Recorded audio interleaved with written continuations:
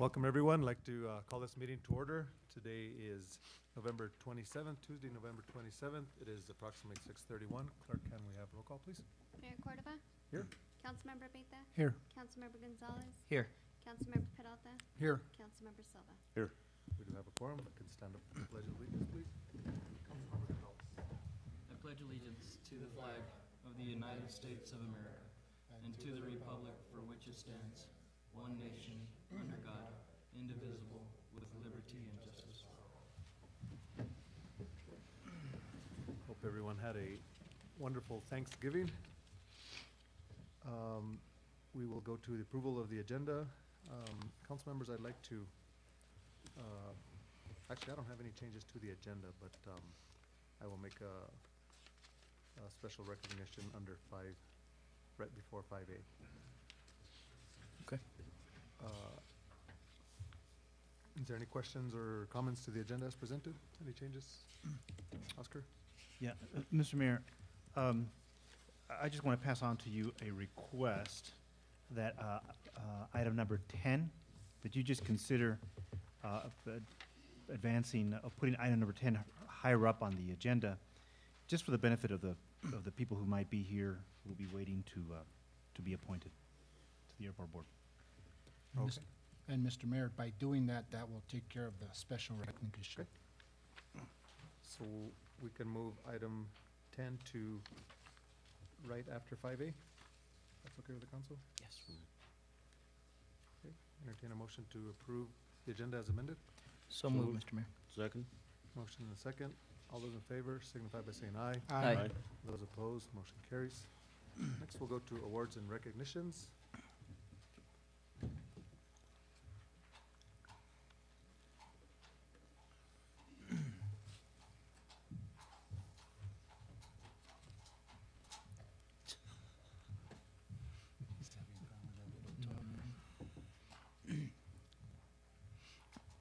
At this time, as mayor of the town of Taos, it's my honor to call up Mrs. Patricia A. Martinez. Is she in the audience? As mayor of the town of Taos, it's an honor to recognize individuals who have committed to serve the public in the capacity as Mrs. Martinez. And I'd like to present you with a couple of recognitions. And the following is a proclamation. And welcome to our meeting. Thank you. The following is a proclamation. It reads as follows. Proclamation, Office of the Mayor. Whereas the town of Taos is committed to supporting social programs that provide therapy, groups, and positive activities for youth and families. And whereas the town of Taos recognizes that Amigos Unidos has contributed to the well-being of its citizens for 29 years, providing counseling groups, youth center, teen services, social services, and collaboration with other agencies. And whereas the governing body of the town of Taos views locally provided social services as a major contributor to the health, safety, and welfare of its citizens, including all youth. And whereas director, counselor, and award-winning grant writer Patricia A. Martinez has faithfully served countless youth and their families in northern New Mexico during her 29-year career as director of Amigos Unidos. And whereas Patricia A. Martinez stands today as a role model and example of excellence and compassion in her profession of social work. All other Amigos Unidos employees are honored on this day as well. Whereas Patricia A. Martinez has retired after serving with honor and commitment for 29 years as Director of Amigos Unidos Youth and Family Counseling Services. Now therefore, I, Darren Cordova, Mayor of Taos, hereby proclaim today, November 27th, as Patricia A. Martinez Amigos Unidos Day in Taos. Congratulations. Also, I'd like to present this special plaque for your wall, and it goes to Patricia A. Martinez, Director, in appreciation of your 29 years of outstanding and dedicated guidance to youth and family counseling services of Amigos Unidos Incorporated. Thank you. Congratulations. Would you like to say a few words? Yes, I'll say just a few words. It's an honor to be here tonight, and it's such a surprise. I wasn't expecting this. Last week when I received the call from Miss Garcia from the town of Taos, she left a message on my answering machine, and when I returned the call, I said, "Are you sure you have the right person?" Because there are other Patricias here in Taos. But it's been such an honor to serve the children and families here in Taos all these years. And I couldn't have done it without community members, board, employees, and children and families themselves. I am just deeply grateful for this recognition. And I do want to acknowledge Fred Peralta. He was on our board in the 90s for at least 10 years. And he did a meticulous job of being the treasurer, of course. And if anyone could find a typo or some minor error in the financial statements and accounting reports, it would be Fred. Thank you so much. I also want to acknowledge Joanne Romero Ortiz, who was one of the founding board members of Amigos, and then for several years, and then towards the end of the program's existence, she returned as vice president of the board. And her father, Celestino Romero, was instrumental in helping Amigos get initially started with a self-help grant from the Presbyterian Church. I want to also acknowledge the town of Taos for numerous contracts that we did receive over the years to provide the services that we did. They really helped us when we needed help, and I'm deeply grateful for all the assistance. I also want to thank my children. I was raising 4 of my children when I was running this program, and my 2 older children, Garrett and Todd Gravel, were teenagers. And Darian, who's doing the internet thing right now, he was an infant. I think he was 11 months old when I started working. And when I would do a crisis intervention and make home visits at night, I had to take him because I was nursing him. And then 3 years later, when my daughter was born, I had to do the same thing with her. So my little ones were had an earful of hearing Taos problems. Anyway, thank you again. I'm deeply grateful, and I will cherish the proclamation and this plaque forever. Thank you.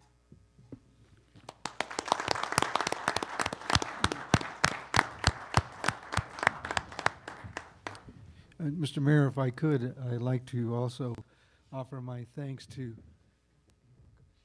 Patricia, because there was many times when I was sitting on the board that if it wasn't for her dedication and tenacity, the program would not continue, because there were many times, because as most 501c3s and programs like this, you're always suffering for funds to keep the operation going. And I think it was her drive and commitment to the community and assisting our children who needed help that kept her going and kept the program going. And I'd really, really like to thank her on behalf of the community for her steadfastness in making the program work. Thank you. And I just want to reiterate that commitment and drive clearly is what it takes to make the program live as long as it is. So I really appreciate your commitment to our community. Thank you. Thank you. Okay. Next we'll go on to item 10A, and I'll stay up here because I think this is a very important item here. All the items are very important, but there's a special recognition here. This item, members of the council, Resolution 1273 is to appoint the airport advisory members in accordance with our town code and airport advisory bylaws. As you recall, as everyone knows, the long-standing, over 25 years of negotiations with the Taos Pueblo has come to conclusion, the EIS process. In that, one of the biggest issues was the Pueblo wanted a say-so on the board. And as mayor of the town of Taos, we got over that hurdle. Now it's time to implement these changes. That's one of many changes that we negotiated, that the Pueblo would have a voting member on an ongoing basis through our ordinance on our airport advisory board. That board consists of 5 members. and one of the members has graciously offered to step down so that we can accommodate the Pueblo. And at this time, I would like to call Mr. Moises Martinez up to the podium, please.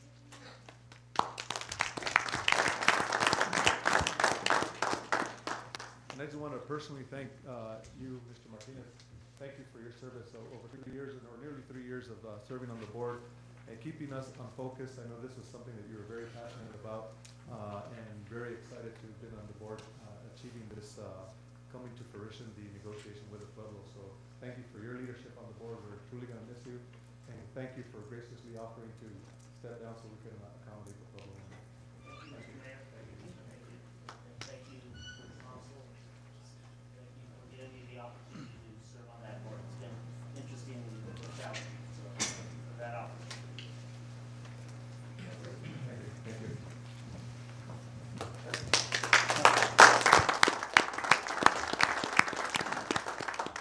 At this time, I'd like to,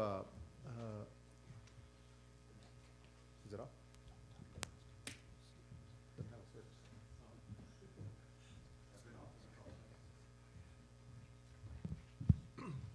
Once again, Moises, thank you so much for your contribution and dedication to the town of Taos on serving on the Airport Advisory Board.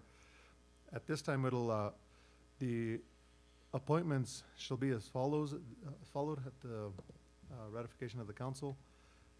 Mr. Don Francisco Trujillo, Chair, for a 2-year term through October 2014. John Hilliard, Vice Chair, 1 term until October 2013. Tim Cottom, 2-year term till October 2014. Ken Blair, 1-year term through October 2013. And the Pueblo member who was appointed and ratified by the council. I think we just introduced him. That was at the last meeting, so today's the ratification. Clyde M. Romero Jr., who is pursuant to the negotiation, they shall be appointed by the governor of the Pueblo, and then we would put them on our Airport Advisory Board for 2-year terms, a 2-year term through 2014. Are those members here, any of those members here today? Those being appointed? Okay. Okay, just John, express our sincere gratitude to them as well. Okay, members of the council, entertain a motion to approve. Mr. Mayor, so move. Second. Motion and a second. Any further discussion? All those in favor signify by saying aye. Aye. Those opposed, motion carries. Thank you again, Moises. Thank you. Next, we will go to the Citizens Forum. We have Ana Herrera signed up to speak at the Citizens Forum. Would you like to speak on the Citizens Forum? Come up. Yeah, please. Thank you.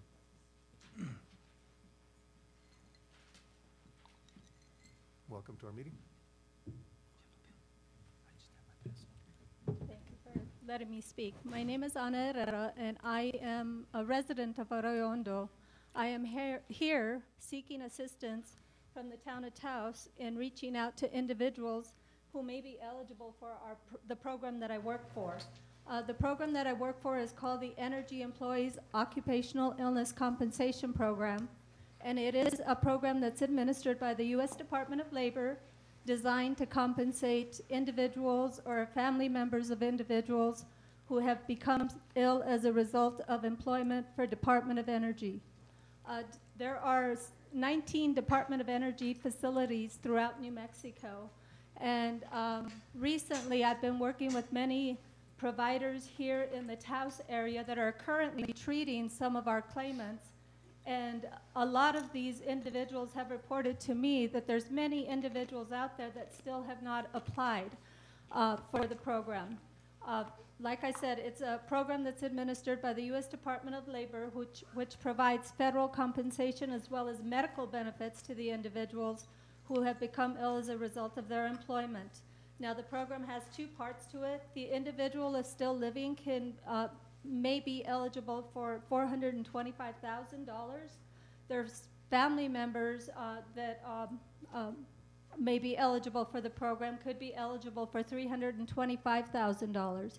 So what we have done with other cities is ask them to either put something about our program in a newsletter or simply insert something like this about our program in a utility billing.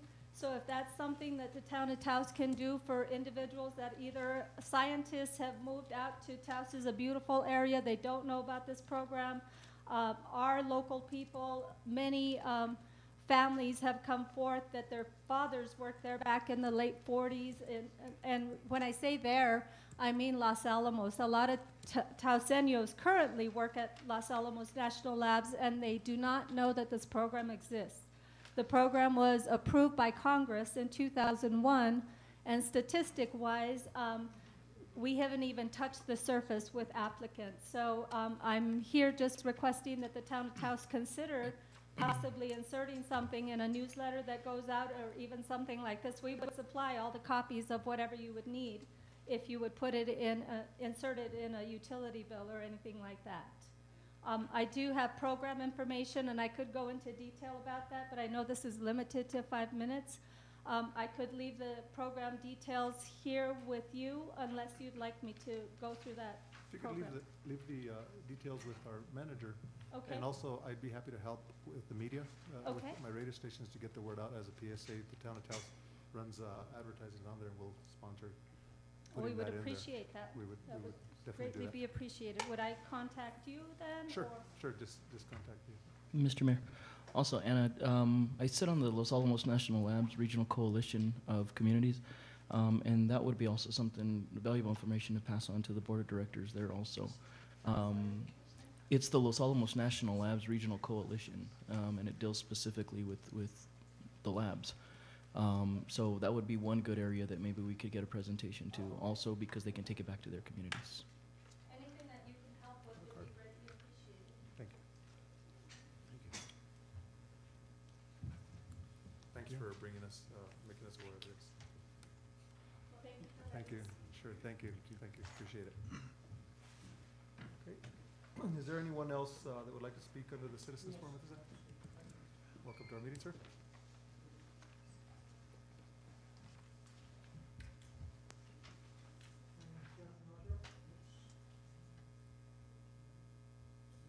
I'm not sure.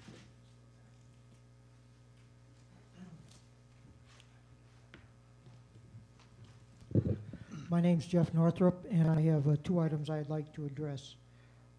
I'm a little more than distressed by the town of Taos draft of a new sign code.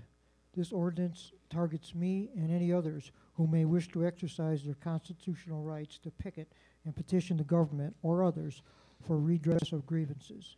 Additionally, this new code would be extremely detrimental to all local businesses who wish to promote their businesses via signage near the roadway. If a document can be immoral, that 14-page sign code draft is it.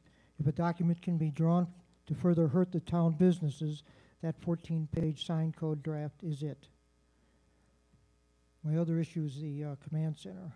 I was hoping that the 9-month lull in hearing about the proposed cockamamie move of the 911 dispatch to the regional command center was dead. But it's back again, as seen in Section A of tonight's consent agenda and Section A of Item 8, matters from staff. This entire project is nothing but a political boondoggle meant to bail out Kit Carson Co-op CEO Luis Reyes from another multi-million-dollar bad decision. If we move, we will pay Kit Carson Electric whatever they desire in rent for the next 40 years. A 5-year initial lease is merely a carrot, but still an expensive and needless carrot to move into that hole in the ground. The move will cost some $750,000 to $1 million, according to impartial estimates. Estimates Mayor Cordova hid from this council and the town citizens while saying in August of 2011 that the cost would be a mere $50,000. Motorola, in looking at the move of the 911 antenna, believes that the antenna may need to be as much as 3 times taller than the current antenna, a determination that cannot be made until the antenna would be located. This additional cost would be in addition to the $750,000 to $1 million I spoke of a minute ago. There is also plenty of vacant property on Civic Plaza Drive which could accommodate the 911 dispatch or move or expansion of the police department. The consultant hired by the town will come to whatever conclusion the town desires. We don't need a consultant on this obviously flawed and ridiculous project. Let Luis do a study and pay for it, and then throw it in the garbage. Do you have any questions? Any other comments? Anyone else like to speak under the citizens forum? Please? Sir, welcome to our meeting. State your name for the record. My name is Stevens Hall. At the meeting of the council on October 9th, it was announced or said that there was a boundary commission meeting on Thursday and Friday of this week, the 29th and the 30th. That meeting has been postponed, and I wonder if it can be said who requested that postponement, be it the town or some other entity, and the reason for the postponement. The citizens forum, Martin, you can answer that question. I wasn't aware of a. Yeah, I wasn't aware of a postponement. I guess I don't understand what you're talking about. There was a request made by who to postpone? Well, not a request. At the council meeting on October 9th, it was said here in the council that there would be It was said by the council or somebody? It was said in the council meeting by the director of planning that there was a meeting of the boundary commission, a scheduled meeting on November 29th and 30th, and that meeting has been postponed. Matt, are you aware of a boundary commission meeting? No. Now, there is a boundary commission meeting request that we've made to the boundary commission on for the 27th and the 24th and 25th of January. That's the reschedule. That, according to Department of Finance and Administration, that's the tentative reschedule. Well, look, not knowing what you're referring to, I guess I'd have to go to the records to find what that conversation is. I would Mr. Mayor? I'd hate to hazard a guess at that. Brian? There was originally scheduled a boundary commission hearing on the annexation. The DFA folks asked that be adjourned until sometime in January. I think today we heard from them that they're going to adjourn it again. Did they give specific reason why? They had a scheduling conflict with one of the commission members. My understanding from the email traffic is that one of them couldn't be here on one day. It was scheduled for Thursday and Friday. One of the members could not be here on the Thursday, so they asked whether we thought this presentation could be done completely on Friday. Before we had a chance to answer that, they just changed the date, and we don't yet know what the new day is, but it was nothing that the town of Taos did. We're at the mercy of the Boundary Commission scheduling, and that's, I believe, what the gentleman is referring to, and I don't know who asked. It was no one from the town of Taos. Thank you. Thank you. Okay. Anyone else like to speak under the citizens forum at this time? Seeing none, I will close the citizens forum and go to the next item, which is item 7A, the consent agenda. I will read the items on the consent agenda. There is 5 items, I believe. I will read those in its in the consent agenda, and if the council would like to remove any of those items for further consideration, we can remove those after I read those. Okay, item A, Resolution 1271, consideration and possible approval of Resolution 1271, budget adjustment requests. Item B, contract TT 12316, amendment number 1 to Via Bonito Construction. Consideration and approval of amendment number 1 to contract TT 12316 awarded to Via Bonito Construction Incorporated for the fabrication of 4 additional bus shelters per bid number 111218A.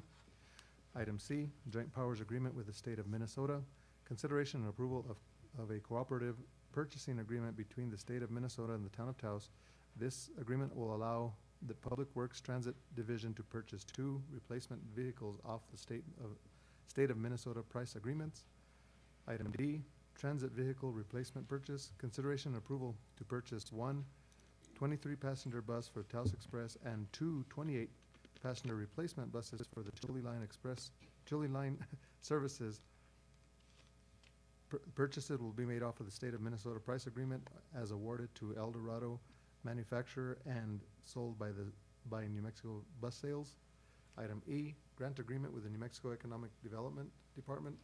Consideration and possible approval of grant agreement between the Town of Taos and the Town of Taos Arts and Cultural District and the State of New Mexico Economic Development Department for the Downtown Master Plan. The Town of Taos Arts and Cultural District was awarded the grant from the New Mexico Economic Development Department, with the Town of Taos acting as fiscal sponsor and partner in collaboration with the development of Downtown Master Plan for the Historic District.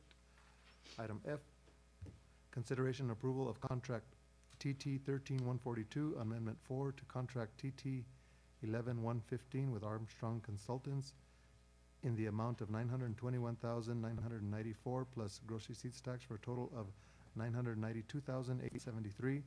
This amendment is for Phase 1 design of runway 1230. This project will be funded as follows. 90% is the Federal Aviation Administration grant in the amount of $893,586, with the New Mexico Department of Transportation Aviation Division grant in the amount of $49,643, and the Town of Taos $49,644. Council members. Mr. Mayor, I would like to have items C and D removed. There's an inconsistency. Okay.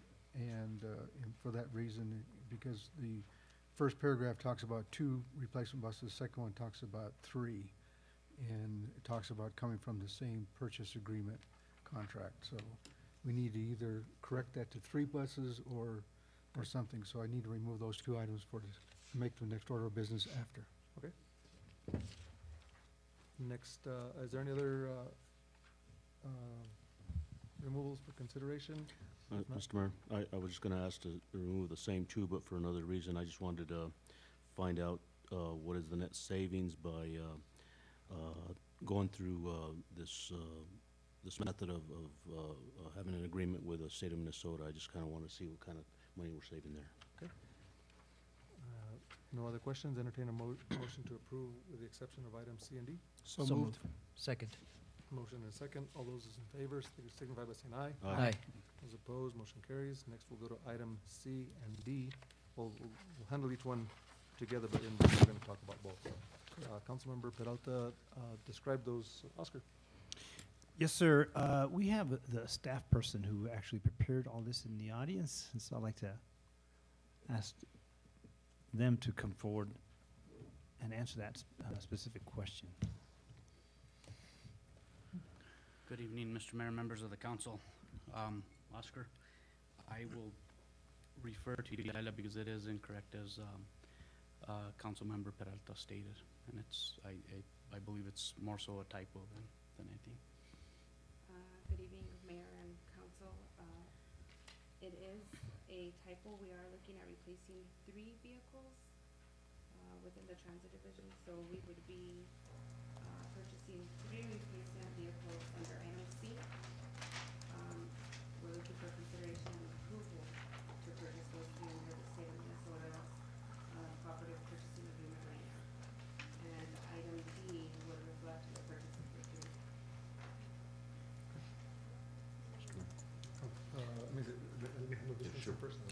No, Mr. Mayor, that corrects it for me. I assumed that there was going to be 3, but we need to make it accurate, so. That's quite all right. Okay. Councilmember Silva. Thank you, Mr. Mayor. Delilah and French, I was just curious, entering into this JPA with the state of Minnesota, what kind of savings are we going to realize as the town of Town, going this route? Obviously, you did it for savings, right, to get a better deal on the buses? Mr. Mayor, Councilmember Silva, yeah, that's correct. It's always easier or less of a burden for us to search for a state price agreement versus putting a set of specs together and actually bidding it out. It not only saves time, we've found that since they move so many buses, they are able to provide those units to us at a much lesser cost. And they are recognized and approved by our funding sources being a legitimate purchase, the Made in America thing. Sure. And I just wanted, for the viewing audience in our constituency, I just want to kind of get an idea. Just how much we're saving per bus, or percentage-wise? Do you have an idea? Do you, Mr. Mayor, Councilmember Silva, I don't have an idea. I'm sorry. Okay. Well, I just want to just say that I commend you all for thinking outside the box and trying to look out for the town's best interest, and I believe that this accomplishes that. Thank you. Thank you. Any other questions, comments? Do we want to handle item C and D together? Separate. Separate? Okay, Mr. Mayor, I'll move acceptance of item number C. There's a motion. Second. And a second. Any further discussion? All those in favor signify by saying aye. Aye. Those opposed, motion carries. Next, we'll go to item D. What is the pleasure of the council? Move to Move for approve, Mr. Mayor. approval. Second. Motion and a second. Any further discussion? All those in favor signify by saying aye. Aye. Those opposed, motion carries. Thank you, French. Thank you, Delilah. Next, we will go to item 8A, consideration and possible approval to enter into contract. Council members, on this item 8A, we received the bids yesterday, correct?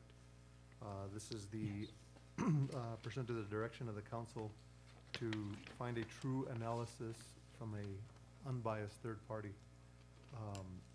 as to the true moving costs, operational costs, and what it entails, the whole move operations into the regional command center.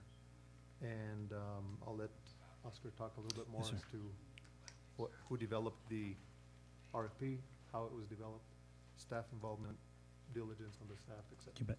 You bet. Thank you very much, Mr. Mayor. First of all, I do want to point out that this contract normally would not come to the council because it's under the $50,000 limit that requires specific council approval. But in the abundance of caution, to be transparent, we bring it here to you today. You have the documents, you have what was proposed in the backup, as well as the RFP that went out, and the standard contract that we would will be using to engage the consultant. We have been working now for a couple of months internally with the staff to come up with at least a common understanding of what the project is, all of the moving parts as best as we can understand them, and then all the needs. And one of those needs we found out, it was real clear to us, is that we need somebody who has the technical expertise and experience, not just technologically, but also the history of having made one of these moves. There's a lot of moving parts here to coordinate. And so the staff, so we then endeavored to prepare a request for proposals and to solicit proposals from people we thought were qualified to submit such proposals. We went out to national companies as well as local and state companies. At the end, yesterday, we got one proposal. It was from Mr. Ludwell Lake. In fact, he's in the audience today, Mr. Lake. And it was, you can see there, well, the proposal we got from him, the total cost amount was $39,987, which is just below the $40,000 that we thought we needed authorization from the council to be able to proceed with this. The proposal, the request for proposal was structured this way. We said, first of all, we need someone from the outside who has no relatives in Taos, no interest, business interest of any kind, and is not wed to the decision one way or the other. We need such a person to come in and look at our current operations and the proposed proposed relocation, and to advise us as to the pluses and minuses of that, and including what it would cost to operate the prospects for meeting national standards for emergency dispatch in one location versus the other location, and then come to the council with his findings and recommend a course of action. based on what the council recommends or decides, then he will help us come up with exactly what the cost of the physical move is going to be. Oh, and by the way, in that first phase, we get his expert advice on what it would cost to operate in one place or the other, so that we know that we can or cannot afford such a move, or what we would have to do to be able to afford the service that we're trying to provide right now. And so, if the council decides to either stay or to move, then the second phase of his contract kicks in, where he would advise us how to best achieve the highest standard possible at either location. Once, if the council decides then to accept that that move, then Mr. Lake would be providing expert support, expert advice to staff, so that we can then accomplish that relocation and achieve what the council at that point directed us. So with that, I guess I'm also telling you that we're going to be managing this project internally. I have named the assistant town manager, Abigail Adame, to be the project manager, and so but she will be on this 100% of the time, or all the time that it takes for this project to get done. So any questions you have over time, you'll see that she's will be the most knowledgeable and will be closest at hand to the information, supported by Mr. Lake.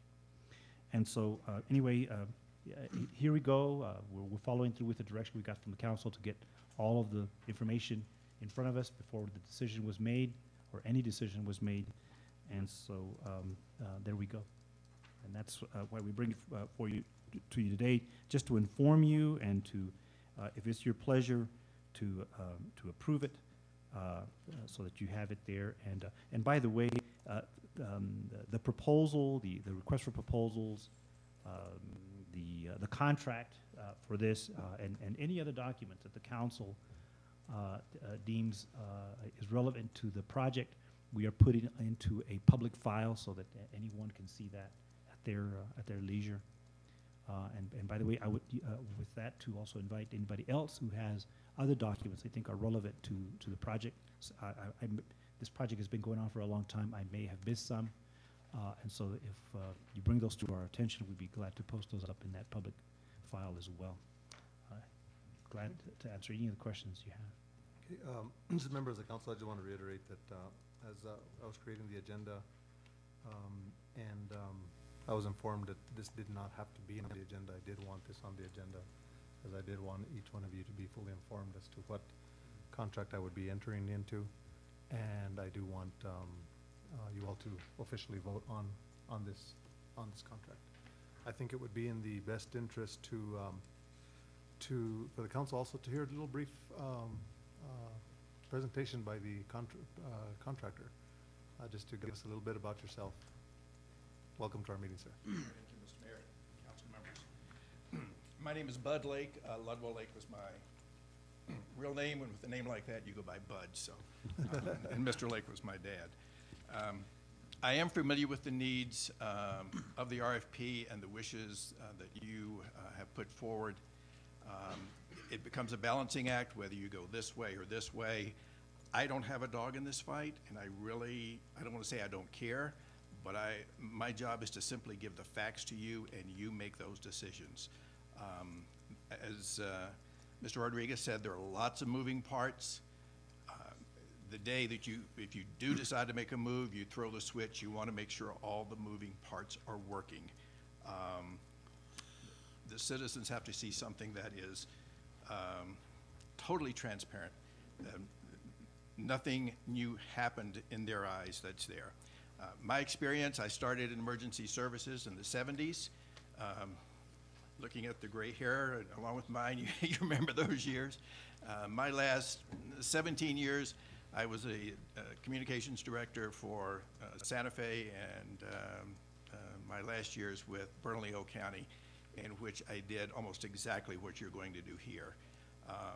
my comm center was almost three times as large as your communications center that you have here. And so, been there, done that, and got the T-shirt. So it's a tricky deal. Yes, I made a mistake, and my mistake was trying to outfigure the public because we decided after all the research that Tuesday mornings at 7 a.m. was the quietest time in the communications center, and that was the time to throw the switch. So we threw the switch, everything worked fine. The second 911 call that came in was a double homicide on the streets. And so everybody was learning a brand new phone system at that time. So it tested everyone's mettle. So things will happen, but you try to minimize those to the best you can. My job is to put all the options out there for you, so there's nothing hidden, there's nothing that's going to sneak out of the woodwork and bite you later on that you weren't aware of. But the end result has to be an enhanced system, whether it's where you are now or where you're going to be, excuse me, that is an improved system for the citizens who are going to call 911 and for the users, the agencies that are going to respond to the calls there. If you have any questions, I'd be happy to answer them. Any council members, any questions? Thank you so much for coming here. Thank you. Just FYI to the listening public out there, we did receive over $362,000 for the 911 equipment. We've already received a grant for that, or we're in the queue. Notification that we've been awarded the grant. We were not scheduled to be on the queue for that grant until 2014, but because they knew we were potentially moving another community, we switched places with another community. That's what I was told by DFA, because they were waiting for their new facility. So we're at that pivotal point right now where what is the best thing to do with new equipment? Do we put it in an older place that potentially we can't grow on, or do we place it in a new facility? So that's where we're going to need your expertise to see which is the best feasible place to put this, because they'll put it wherever we ask them to. So it's a very responsible thing that we're doing here. I would encourage anyone from the public to meet with the town manager, to look at exactly what we're doing before they formulate any false allegations, because some of the misinformation that's out there is completely false. And I think it does a disservice to our community, especially when we're dealing with public health, safety, and welfare. This is something very important, and this is a united effort. We're here on behalf of our constituents, and we want to make the best informed decision that we can. This is a step in doing that. But I encourage anyone from the community to meet with the staff, see exactly what we're doing and why we're going in this direction. And you'll be surprised at some of the answers that you receive versus some of the misinformation that's out there. Okay, Councilmember Silva. Mr. Mayor, I'd like to ask council. In the past, there has been some talk about perhaps conflict of interest from my participation in the Fiber to Home project and the command center. I'm not sure exactly if they're linked together. I have been told that it's not, but then again, I'm going to ask you, what would be your recommendation? Can I vote on this contract for further investigation? I mean, for further analysis at this point, or would it be best that I just abstain? So I ask you, Mr. James, can you advise me as to what I should or should not do? Councilman Silva, you're asking about whether you should vote on this 911 Solution LLC contract? Yes. Are you part of that business? No. Then you don't have a problem. That's what I think. Thank you. When conflict of interest requires a direct financial benefit, if you don't have an interest in this company, then there's no bar to your voting. Thank you for that clarity. Okay. Any other comments, questions, council members? I would also like to thank Councilmember Peralta, who has been working closely with staff gathering a lot of this information, and also took a trip to Farmington to see that facility up there. And I think that's the ultimate goal. If we can ever get to that model of operation where it's truly a regional facility, I think that would be in the best interest of the town of Taos to ultimately do that. Any other comments, questions? If not, what is the pleasure of the council? Move for approval, Mr. Mayor. Second. Motion and second. Any further discussion? All those in favor signify by saying aye. Aye. Those opposed, motion carries. Okay, next, thank you, and good luck. We look forward to working with you. Did I need to sign this now? So I'll take, no. Okay. Next, we'll go to item B, consideration and approval of the final adjusting change order to contract TT 1315 to Abrahams Construction Incorporated for the construction of Del Norte Lane. The original contract amount was $273,265. The final adjusting change order is $28,989 for a total contract amount of $302,254, excluding applicable tax. The change order amount is 10.61% of the original contract. Oscar? Thank you, Mr. Mayor. With this, we would be closing out the contract we have with Abrams Construction for the Del Norte Lane. It closes out that project as well. Normally, this exceeds by some $3,900 the amount that we're authorized to do at the executive level, so which is why it comes to you. You see it at the very bottom, responding to the council's interest in how much the change order represents in terms of the total price. We are now showing you that calculation there. I would just add that that much of that is the direct fault of the responsibility lies with the town. We were building an old subdivision that we, in essence, inherited. We didn't know where the lines were. As a result, we asked the contractors to do a lot more digging than was normal. They charged us for it. We also took advantage of them being there to actually make some other improvements that we made at the site. And so most of this change order, almost all of this change order, is at the behest and at the direction of the staff, and not so much that the contractor found some fault out there and found a way to charge us for some extra money. So we recommend it.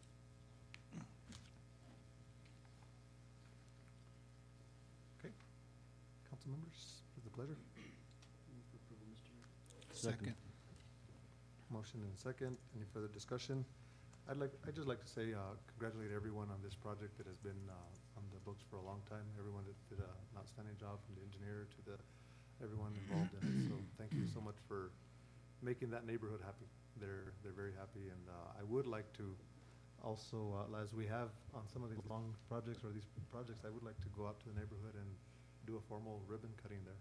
I think it's warranted. I think you guys worked hard on it, and it's an accomplishment that the town should be proud of.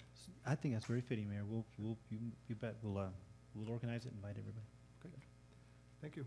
All those in favor signify by saying aye. Aye. Those opposed, motion carries. Okay, next we will go to item C, Resolution 1265, consideration and approval of Resolution 1265 establishing a finance audit committee. Council is requesting to establish this committee to allow greater transparency and accountability in the management of the town's finances. Oscar. Yes, sir. With this, we are putting forward one of the many things you'll see over time, Mr. Mayor, to try and bolster our financial management capability and our oversight. This is a standard practice in certainly all the cities that I've ever worked in. It was recommended to us numerous times by our external auditors, and we want to follow through with that. We think it's a good idea, and taking a little bit, borrowing a little bit from what was said earlier, we certainly could benefit from someone finding errors and typos in our financial statements too. And so that's why we bring it to you here today. What is the pleasure of the council? Move to approve. Second. Motion and a second. Any further discussion? All those in favor signify by saying aye. Aye. Those opposed, motion carries. Next, we'll go to item D, financial report on the performance of fiscal year 2012-2013 budget for grocery receipts tax. Staff will present a plan to address the decline in revenues based on the first 4 months of the fiscal year. Marietta? Yeah. And Oscar. Yeah, Mr. Mayor, so this is another thing that you, well, another change, another a piece of the financial oversight and management system that we want to put in place.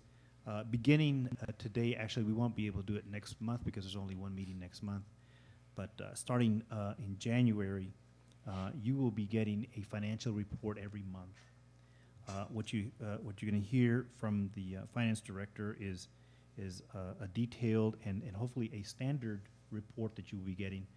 We certainly would enjoy your input on how we can make it better for you, make it more understandable, more complete, and that has all the information in the way that you want that information. With this report, though, what the main item on this report is pointing out to you a $411,000 shortfall that we are projecting, and it's not happening at this point. I've done this a couple of times. Sometimes it gets lost in the conversation that it's not at this point a deficit. We're not right now in a deficit. We are projecting that if nothing changes, if we do nothing going forward at the end of the year, we could very well we will likely end up with a shortfall. And so with that, we owe you a plan. The finance director is going to lay out to you that plan. And if I may, Mr. Mayor, I'd just like to take just a little bit to point out to you some of the things that you should be expecting from us as well in reaction to or in response to this shortfall and what we're projecting even further on. And that is in the budget season that will also start in January, we'll be asking you to look at what we think is the horizon, the next 5-year horizon for our finances and our expenditures. In our retreat, I pointed out to you that as it looks to us right now, that unless we change structurally the way we do business and the cost of business for us, as well as what we do on the revenue side, then we are going to be looking at least for an indefinite period, a shortfall. So in the budget, we're going to be coming back to you with some proposals for closing some of that structural deficit. I've already taken some measures here, and you'll be hearing about those in the report later on. And that is, I've told the staff that there's no more overtime except on a case-by-case basis that they would have to justify to me. Looking at in other areas of operations, I've taken back cars. There had been over time the practice in the police department anyway to just issue cars to a lot of folks, and some of those in violation of our not in strict adherence anyway to our policy. So I pulled back some of those cars. Over time, I may be coming back to you for pulling some of those resources back in the future, including going to a pooled arrangement where the police cars are in a pool, they're operated in a pool, and they are shared as opposed to issuing everybody their own personal car. And a part of what we're going to do to get there is for those cars that get beyond miles or get beyond repair, we just simply will be replacing them. And so as soon as possible, we'll be getting down to a pool arrangement. We also want to look at a lot of things that we do right now. The town very naturally goes to a business model where we provide services to people services well beyond our boundaries. We provide services that one would say are really more county services because most of the people that are served by them are people that live in the county. And this is not unusual for communities like Taos, where you started a service and our demographics and where the population was looked one way 10 years ago 10 years later, it has changed, and so our business models haven't changed. And so I may be coming back to you in our budget proposal for the change of some of those business models. And so you can assume that from now on, a lot of things that you see, whether it's in the personnel policies that we have, our financial policies, our planning policies, et cetera, are going to be geared towards changing some of these business models and closing that deficit over the long term. Anyway, without further ado, here we have then our first monthly financial report by Finance Director Hope. Hope we all get comfortable with it. Hope she does too. Good evening, Mayor and council members, Town Manager. So you have your packet in front of you. Just put a cover memo. This is a twofold report. Our first one just on a monthly basis that we will be doing, probably more than likely is the second Tuesday, the second meeting of the month. And also just to address the projected revenue shortfall that we have come up anticipating for the end of the fiscal year. If you just go to the summary, we spent a lot of time on the general fund because that is our biggest operation fund within the town of Taos. Our enterprise funds and special funds are a little on the background. They're all running okay, but we'll just go through the summary on general fund under your revenues. Our biggest revenue source, of course, is our gross receipts tax, our municipal one, and our state shared. Currently, we are experiencing about an average of 6% down from what we were last year at this time. So, you know, that's one of the main things. The remainder of the general fund seems to be running good. Like Oscar said, this is going to be an ongoing report. You know, some of those numbers could go up or down, but, you know, right now we're focused on what the gross receipts tax is going to do through the end of the fiscal year. We'll probably keep that just based on what we've estimated on that. That won't change too much. The expenditures compared to last year at this time are running pretty much normal. We have a couple of departments that are increased at this time through October. Fleet department and HR department. Our fleet some major unforeseen maintenance problems that we've had. So that we took that into account. And the HR department for taking on the office supply store, which is a big expense to a smaller department with a small operating budget. The ending balance, you can see that we still have our 1/12 requirement by state requirement, an additional $133,000. That'll amount to 35 days of reserve. We're trying to get that back to the days where we had at least, you know, more than that. Little by little, we'll work on getting to that. You'll see an overall of capital projects for the month through the month of October. The percentage is very low based on, you know, we have projects that are more than likely done to the spring. We're doing a lot of design right now. So you can see the projects that have been completed in certain funds. The Genie boom lift, the quick attack truck, the urban interface truck, a few of the fire department ones, and then 43% of Del Norte Lane. At this point, we're through October, so we know going into November when we get a new report, you'll see progress on those projects as they go through. Del Norte is pretty much completed right now, but on the books, it's right here where it is. And just a summary of the debt service for, you know, for you all and for the public to see, you know, what our outstanding principal was at the beginning of the fiscal year. You know, a total of $14 million. And it's identified there what they're for, utilities. We have the land, the eco park, town hall, and other water and sewer utility debt out. Just shows principal payments for the current year and interest payments, so $1 million in principal and interest of $479,000. And just a little summary of what's due in the next 30 days.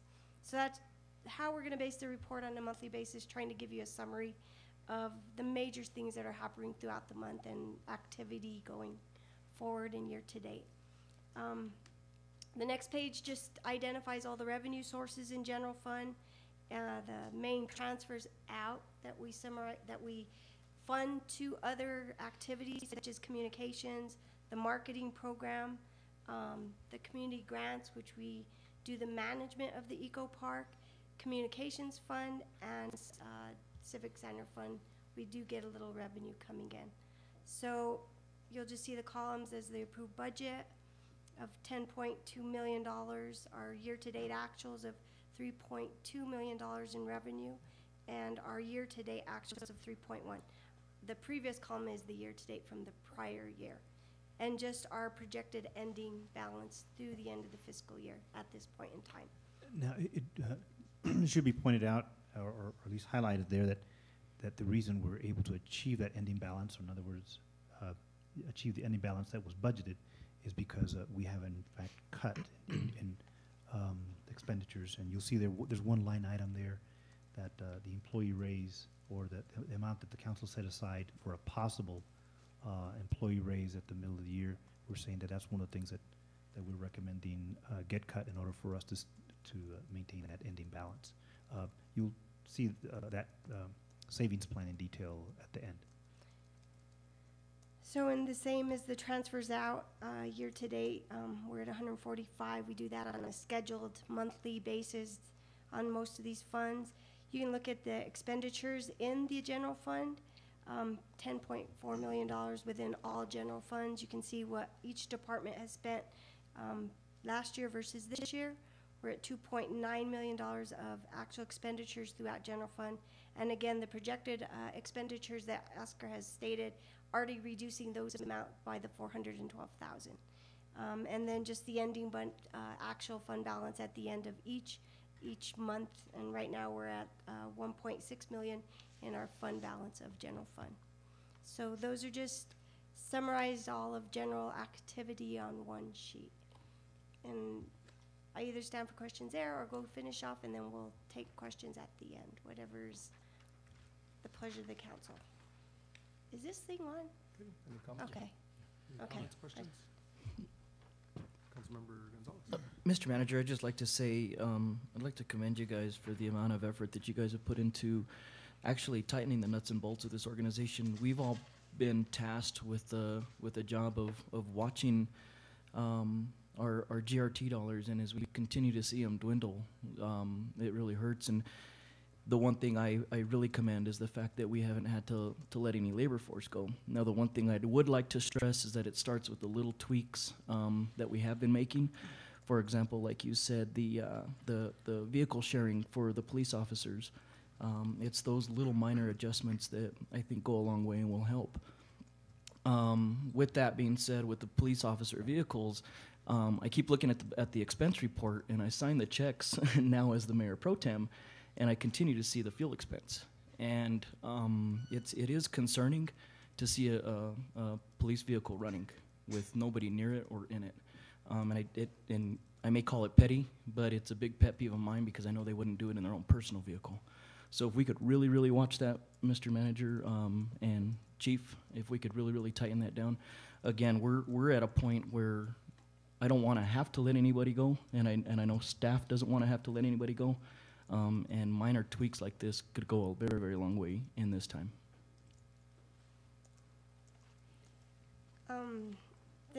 The next sheet is just a summary of, like I said, our special revenue funds, our enterprise funds on the operations side, and those are pretty much self-sufficient and with fund balance, and they're all looking okay. If you look at that last column, there's a little bit of adjustment there. I had a sum total, so just that'll be corrected on next month. And with any other items that the council may want to be shown on this report, we'll just take feedback for sure regarding this, since it is our first.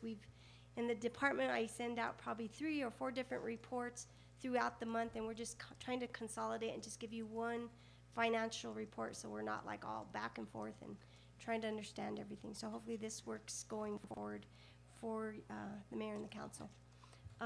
If you see the last page is our cost savings plan that management, that Oscar, Abigail, myself, and sat down several times, discussed, continue to discuss on, what we're going to do going forward with this shortfall. And you just see we put a figure of the 412. We have some insurance savings based on dividend credit that we did receive from the self-insurance fund that I originally didn't have that budgeted because I didn't have that amount when I started. So that's a true savings. Some department savings. We sat with the departments. We've gone over things with them and tried to see where we can, cut and save there. Obviously, Finance, we're not gonna fill a part-time position that we have. Some overtime, some contractual savings from our audit that came in less. Police department, some vacant officers, we're not gonna hire them. That's a big savings of salary and benefits. When we do get them on, we're not eliminating, we're just saving that personnel savings until they are actually hired. Same with planning, we're doing some some restructuring of an employees to the water and sewer fund to really allocate those services to those funds that these employees are doing. Recreation, you can see there, cutting 30,000 in part-time and temporary positions. Executive, decreasing a little bit of operating expense. Overtime cuts within all the departments, well, within 9 of the 17 departments. $32,000 legal, 15,000 in contractual. We've gone through the half of the year just about, well, 4 months. I'm already in the half a year, 4 months, and you know, we feel comfortable of doing that. Splitting some salary and benefits on water sewer with the director position in streets. And then the other savings that, you know, we try to. If I may, Yes. Maria, and with that, I just to make sure you all understand, my intention at this point is to not fill that utilities director position, just simply assign those duties to the public works director, and that's why we're splitting this here. I just want to make sure that was clear. I'm sorry. The other savings is the original budget amount we did have for the one-time lump sum benefit that, you know, we anticipated if everything was going smooth, we'd go with that, but right now we're not gonna do that amount. And then just a little bit of additional requests on the table through Oscar are those 2 additional items of the Pueblo Cafe demolition and, you know, the lease on the Lady of Guadalupe parking, just for information. So based on the plan, that's what we have going forward as of through October. And I stand for any questions that you may have. Councilmember Silva. Just a comment. Marietta, Oscar, Abigail, I think, you know, the way you're looking at this is you're obviously, you know, being proactive instead of reactive, and I like what I see. I too support the not hiring of the utilities director. I think the town will run just fine. That's the way it was in the past, and I think that's a good move, and so I just commend you all for your hard work. Thank you. I want to echo that, and then we'll go to the other council members. You know, you're running this like a business. You're looking at what revenues are coming in, and we have to operate within our means. And too many times do you see governments being reactive and they're facing $1 million shortfall, and then they're wondering what they're going to do. We're way ahead of the curve here we're going by trends and what the trends are, and making adjustments accordingly. And if the economy improves, well, then it will be better positioned for that. But it takes a lot of staff determination to do more with less. And we really appreciate all of you, you know, because we haven't filled a lot of positions. You know, the legal is a perfect example of where, you know, we had 2 attorneys and we had several contracts out there. Now we have 1 attorney that's managing really well. We don't have, almost probably don't have any contracts out there and getting things done. And it's truly an example of how it can get done. Our public works director is truly, and we really appreciate everything that you're doing, French, by grabbing the bulls by the horn and overseeing the utilities director position as it once was. You know, I think there for a while we grew too fast, and now it's time to get back to the basics and really zero in and getting things done. So we do that in business all the time. You know, when you're operating a business, and that's exactly what we're expecting of the town employees, and you guys are doing an awesome job. So thank you. Council members, Councilmember Peralta. You know, thank you, Mr. Mayor, and I'd also like to commend staff on their work and their diligence and in keeping an eye on everything that's going on and making sure that everything is watched and carefully weighed before an expenditure is taken care of. But I have a couple of questions for you, Mayor. One is on the debt. Is there any way that in your report you can put the the term of the debt. In other words, when they come due, Sure. I can add that in for the next Okay. report. just so that people know that it's a 5-year still outstanding, or 2 years, or whatever it might be. The other question I had for you is, looking at the special funds, or other funds, I'm sorry, page 4. And I'm just looking at the visitor center, and you're showing a budget of $45,000 for that in income. Last year at this time we had done 28,000, and this year we've done 36,000. But your projected income for the end of the year is less than what we've already collected. Am I looking at that wrong, or should there be an adjustment there? How that works, and because these projections are based just on a 1 year, where we went a little more extensive on the grocery receipts tax, because the visitors funds has the arts and visitor center amounts within those revenues, they're a payback out. I think that's one of the ones that's going to be adjusted probably more on a regular monthly basis to look at it. So like I said, we did focus a lot on general fund, but that one probably will be a manual look at every month, because we do have those revenues that come in. We just paid out, I think, $30,000. Councilmember Beta, Councilmember Gonzalez, we just sent out $30,000 out of that revenue source. So I think that's probably the misconstrued on that one there. Yeah, if I may. And then I'm gonna go to the second line on that, which is the expenditures, and you show a 100% increase this year over last year in that fund. Right, on that side, because we also have the marketing budget in there, and that's based on, okay, maybe on the first few months they brought in more, we expensed more in the first few months. It just depends on what marketing campaign they go through. So that, I can see where that one is that amount more than last year at this time. So those are gonna really vary, and next month I'll maybe have a little more summary on the other funds, on some of those skewed numbers that look like that. Let me ask this question then. In that visitor center again, the 882,000, that includes all the advertising funds? Yes. Did it last year? Yes. Okay. So I just want to make sure I'm comparing apples Yes. and apples. Yes.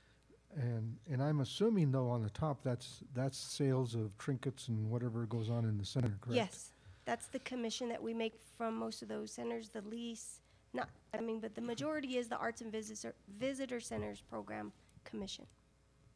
Okay. Thank you. Oscar, you want to? Yeah, no, maybe in our next presentation, we will include an explanation of our projection models, so that you know what's behind the numbers. As the finance director was pointing out, we spent most of our time where we thought we were running the most red, and so those projections are based on 10-year data, and the other ones are more, based more on 1-year data, simply because we need to understand how they work. And in some of those cases, some of those smaller funds, there is not 10-year data, and so we're just going to have to one by one see how we can predict them better. Well, the nice thing about it is it's nice to see that we're making more money out of selling stuff out of the visitor center this year than we did last year. Right. That to me also has an indication as to whether there's a turnaround in the economy or not.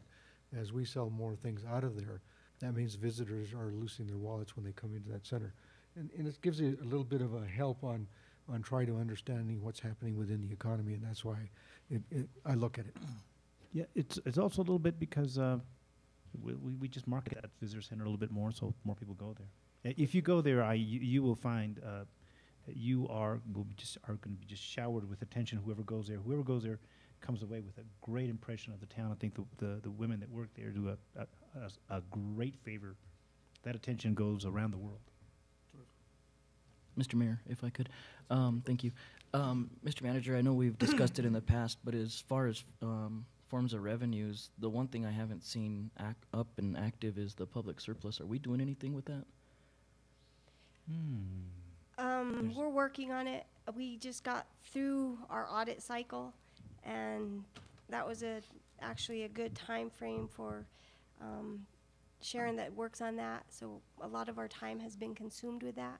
And so now we're gonna change our direction and go that way to see what we can get on that public surplus. Because you're correct, that's very low right now Okay, at thank this you. time. You know, so, Thank you. thank you. Okay, any other comments? Councilmember Abita? Thank you, Mayor Cordova. Mr. Manager, Ms. Finance, Assistant Town Manager, and all directors, excellent job on identifying a plan that will meet our projected $412,000 in decreasing revenues. Difficult times require difficult decisions. Many times I ran into town employees that say, I need a pay raise. We understand that everybody needs a pay raise. The dollars aren't there. I tell them, blessed are we that are employed. There's many folks that don't have a job and can't find a job. So we need to be grateful that we have a job. In the future, we got a plan here. We will stay in the black. The town of Taos will stay in the black, period. In the future, worst case scenario would be a reduction in force. There's folks in the community that would argue that a reduction in force is the right thing. Got to remember, folks, that if there's a reduction in force and we lay off people, that means that you as a constituent are now going to get less services. Swimming pool, library, whatever that may be. Those are just examples. But remember, folks, it's easy to say, let's just lay off people and save money. No, we provide a service to you. You expect that service. We're going to continue to provide that service. So reduction in force is not the answer.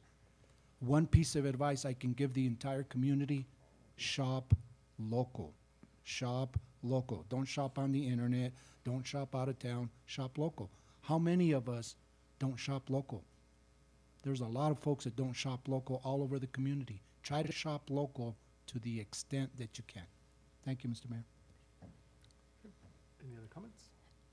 Just one comment, Mr. Mayor. So we won't do this in December, but I will prepare the report and email it all to you for November's activity in December.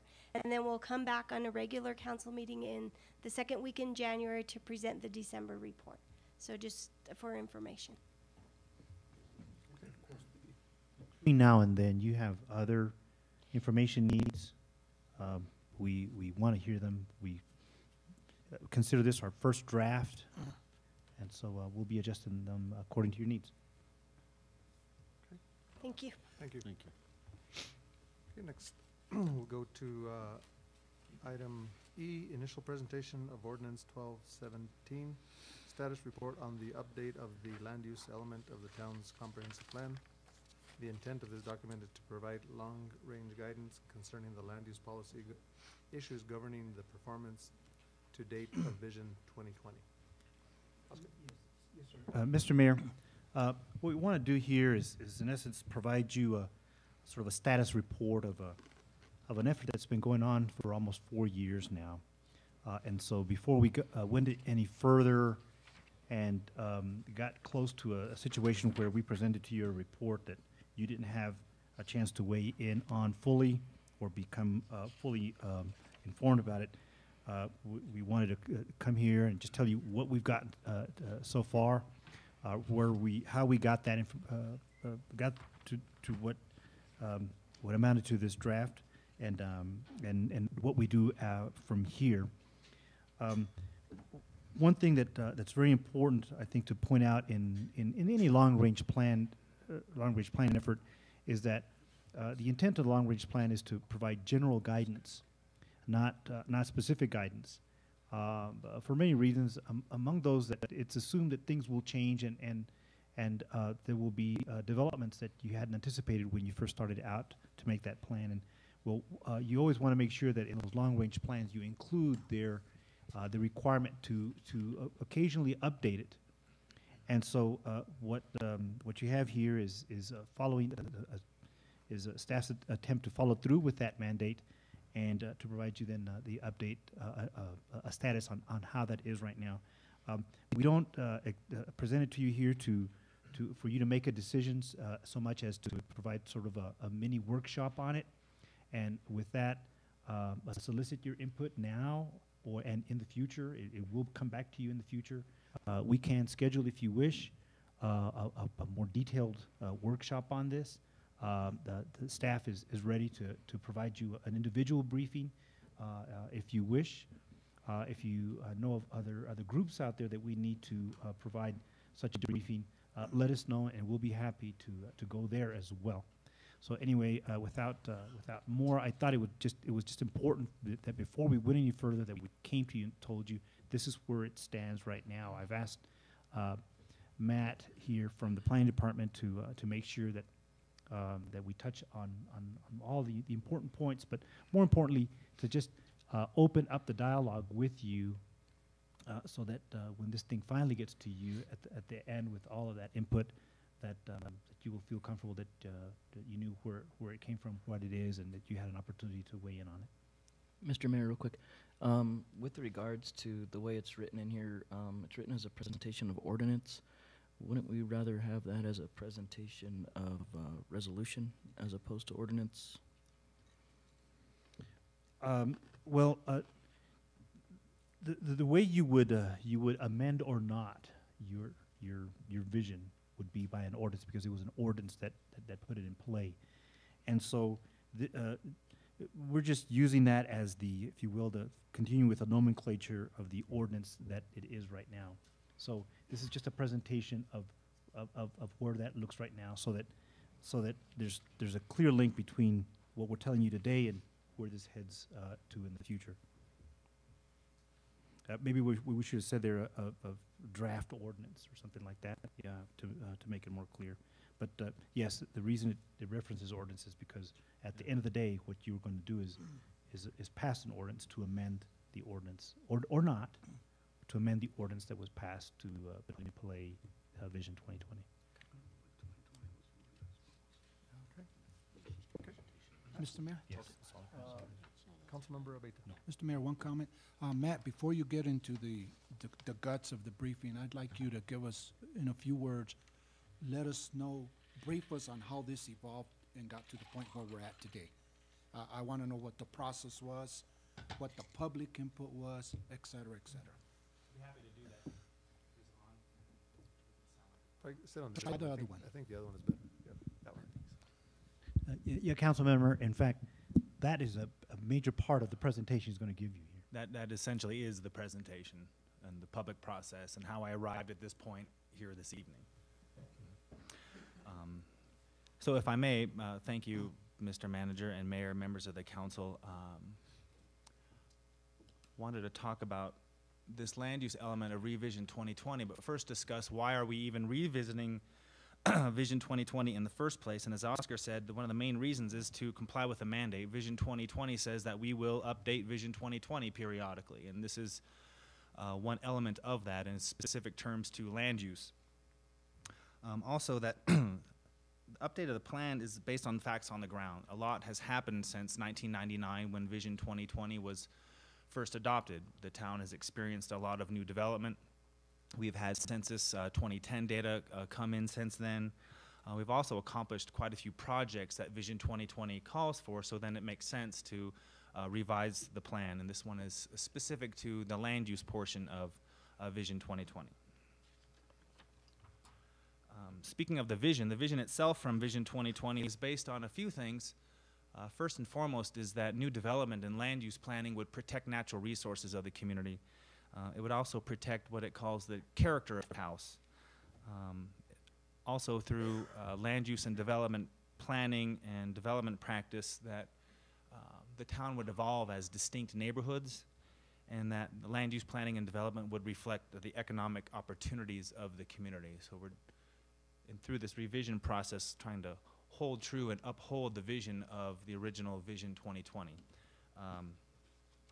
And speaking of public outreach, I think in the process that I've gone through in the last several years, it's been quite extensive, both in reaching out to individuals and communities and organizations and public agencies before I wrote this draft, and then once the draft was completed, to take the draft back out to the public and ask for more feedback.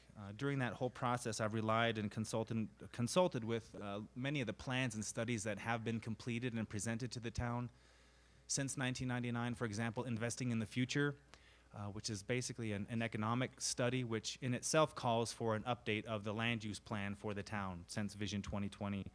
was adopted. We had a major public input process in the smart code charrettes in 2007 and in 2008. Used a lot of the information that I received from the public, from the consultants, the mapping, the reports, and so forth from that process.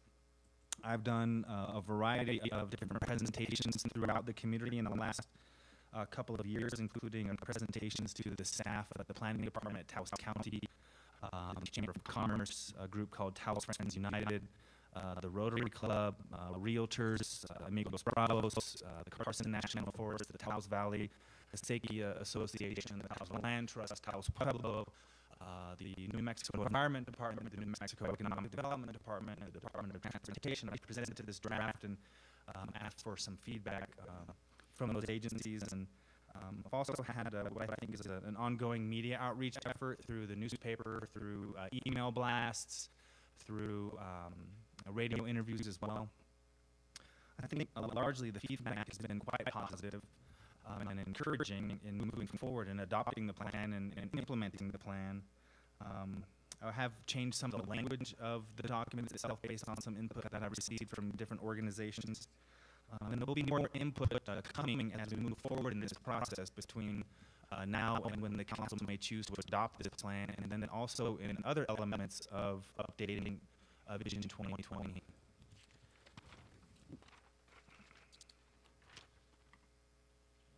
So some of the results of this public process has been in the draft document itself, but what we wanted to do is compare where we have come from since Vision 2020.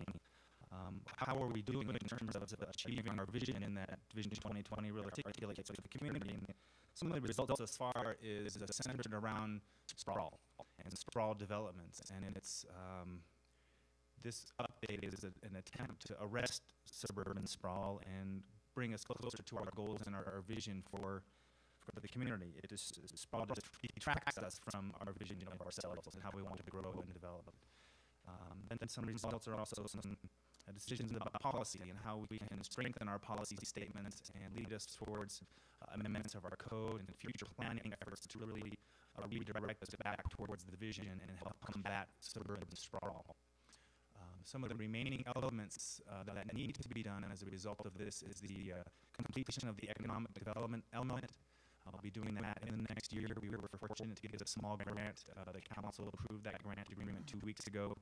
We'll be finishing that economic development element, update the infrastructure. We're also awarded a small grant for the water and sewer portion of the infrastructure element revisions. Then from there, natural resources, parks and recreation, community services, and historic preservation. So we'll be having a similar process at each of these stages and presenting these plans to you for your consideration and approval, each one of them going through their own unique public review process and drafting and mapping and so forth. Finally, the next steps to updating Vision 2020 is to publish this final draft. I've been working on that, in assimilating and incorporating feedback that I've received from the public, adding some maps and so forth from the previous draft. I think you have it in front of you. And then from there, after the plan is approved, we will look at amending our land use development code to synchronize what we say the regulations are in our development code to make those consistent and synchronized with the land use plan itself. And beyond that, to make sure that we're aligning our capital improvements program budgets according to land use and development projections and the other elements of this revision 2020 process.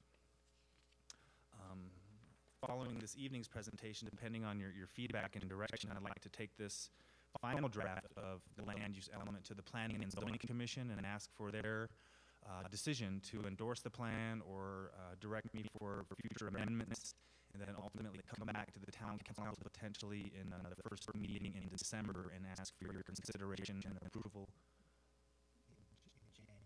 January.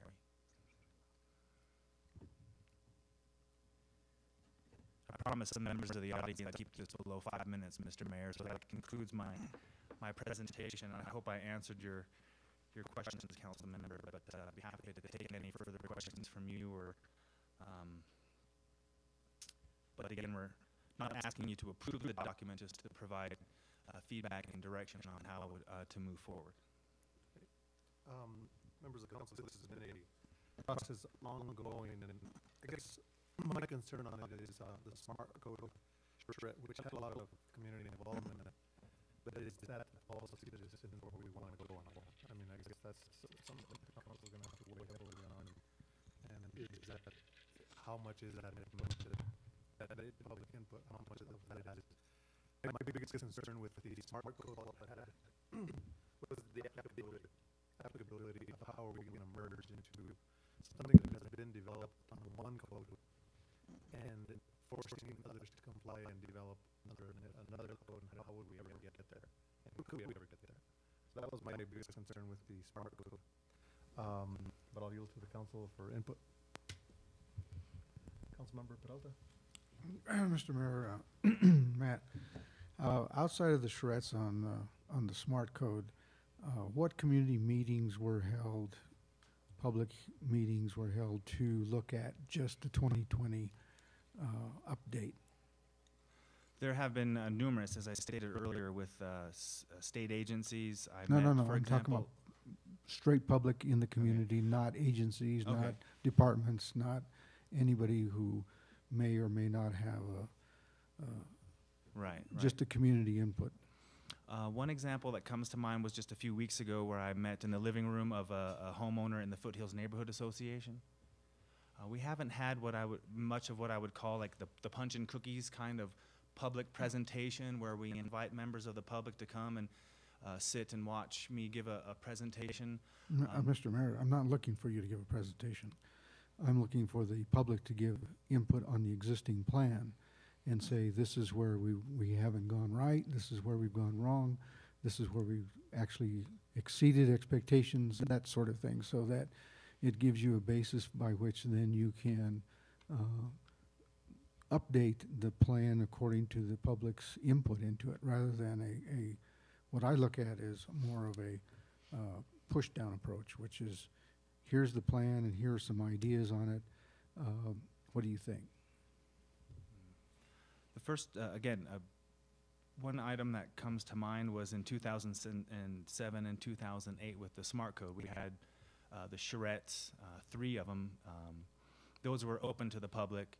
We had a website, newspaper articles, a lot of outreach posters around the community. And the results of that process was slightly different. We ended up adopting the smart code at the Chimisa Verde neighborhood. And what I did is take that information from the reports and the plans and the maps and integrate that into this land use element here. Mr. Mayor, I was part of that discussion at that time, and I saw more the developers being brought into that process more than I did the general public. Now, that's just from the meetings I attended, and I can't say to everything that went on, but, and I have some issues with the smart code, and you know that. And that is that it's more of a developer's dream than it is a public interest in developing the community. But that's my perspective. But I'm just looking at this sense and saying, if we're going to update the 2020 vision, when we did it in 99, we went out to the public, says, we need to have a vision for the community.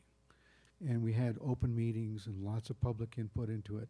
And we set up committees to look at different aspects of it, and they brought that forward, and then it was combined, and people basically came to consensus about what should be in the plan. And my feeling is that we need to go back through the same process to have the public come back in again and look at it and say, did we meet our goals or not? And part of the problem that we have today that we didn't have in 1999 is the county did away with the extraterritorial zoning. And the extraterritorial zoning was in the vision looked at by those groups at that time, and that extension of the town and the development of those areas. We don't have that authority anymore, so it changes, and the input by the community has to look at those changes as well, I think.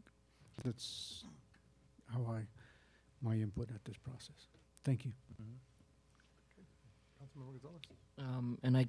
Mr. Mayor, thank you. And I think I just share Councilmember Peralta's same sentiments in that I would like to see way more public input. When I ran for office, that was one thing that they felt throughout the community, throughout the city of Taos, was that they didn't have enough input into the implementation and the way things were being handled as far as planning-wise. And you know, with regard to mention of the Vision 2020, so many people had felt that it was just a dusty document that got set up on a shelf somewhere and nobody paid attention to it. I encouraged a lot of the constituents to become active, become involved, and attend, you know, some of the planning process through this Vision 2020.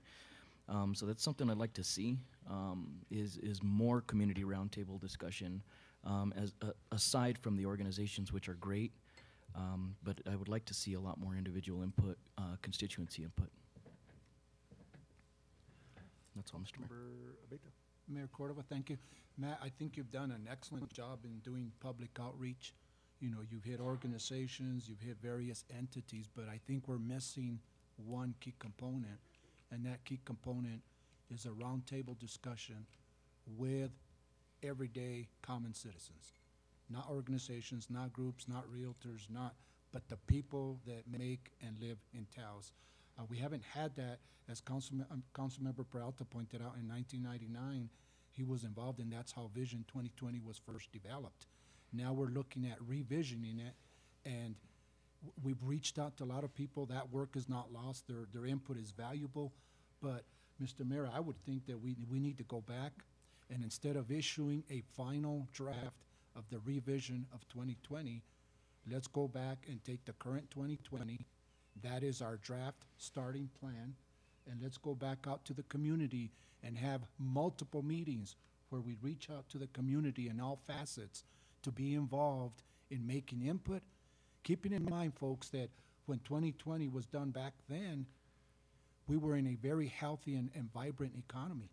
Today, things have dramatically changed, and those variables change have resulted in us having to look at things possibly in a slightly different way, not necessarily dramatic, but it's critical input. And I've had several constituents reach out and say, hey, we haven't had an opportunity to reach out and make our own individual input to the revision 2020. So Matt, that's not saying that you didn't do it right. You've done an excellent job, but we're missing that one final component of the direct input from our constituents. So that's my position, Mr. Mayor and Council, that we really need to do that before we continue to go down this road. Okay. Any other comments? I think nothing more has to be said. I think the comments that were made were legitimate, and I too agree that a little bit more public comment would be good. But you've done a fine job with this, Matt. I think the issue that staff faces getting public input has always been, in a town like Taos, getting them to participate when it's proactive is tough. You know, you might have a public meeting, and if there's not a pressing issue or change in the land use, major change, and you just want their input, you're going to see the attendance be marginal at best. But get a major development going on, and then everybody wants to show up. You know, so now's the time that we encourage participation and really seek out to see if we, you know, to get those people participating, those average common citizens that live in our community, that from all sectors of life. I mean, I think we need to get them involved. I mean, get even the Pueblo involved. How would they like to see the town of Taos, you know, developed? And how do we preserve the uniqueness and the culture that we enjoy from their perspective? You know, get all walks of life involved in it. I really think that's what is going to take to make this plan representative truly of the people. So, Mr. Mayor? Councilmember Abeta. Thank you, Mayor Cordova. Matt, some additional comments on the SMART code. At the time that we went down the SMART code road, we had the charades. We went ahead and prototyped Chamisa Verde as the prototype for the SMART code, and it hasn't really worked. Taos has been built up over hundreds of years. The SMART code is a very good process for where you're developing a town from the beginning versus trying to interject midstream. So I would like the public input to also include, do we need to go down that road? Should the SMART code idea and concept be abandoned and stick with a more traditional concept that we've always had in Taos? because smart code's not working. Any other comments, questions? Thank you, Matt. Thank you. Appreciate it. Thank you. Okay, next, go to the item F. You're grant still here. Grant agreement with New Mexico Finance Authority, consideration and approval of grant agreement with New Mexico Finance Authority in the amount of $30,000 for the development of a water and sewer master plan. Oscar. Yes, sir. You heard Matt mention this earlier. We got a grant from the New Mexico Finance Authority to help us, first of all, just take an inventory, a close inventory of our infrastructure, and to, based on that, help us figure out where we should go, given our capacities and where the community is going in the future. Now, this item just authorizes us to accept the grant and to move forward. It doesn't at this point put forward a contractor or anybody to do it. That'll be done in the future. And the idea was that with the revision completed, we would have some policy direction from the council about what exactly we would be asking this consultant to do. And so that'll be coming to you then, hopefully in a few months down the road, so that you can see that and be assured that it's linking up with what you want in the revision, or whatever revision is done of the Vision 2020. And excuse me. Any other comments, questions from the council? What is the pleasure of the council? Move to approve, Mr. Mayor. Second. Motion and a second. All those in favor signify by saying aye. Aye. Aye. Those opposed, motion carries. Next, we will go to item G, grant agreement from the National Endowment of the Arts.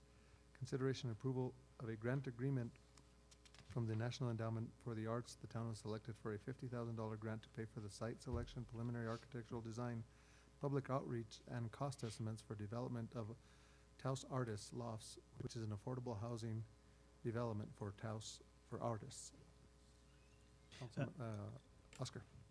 Yes, sir. Mr. Mayor, what this is, if you will, one of our first significant steps towards implementing the affordable housing plan that the council approved a couple of months ago.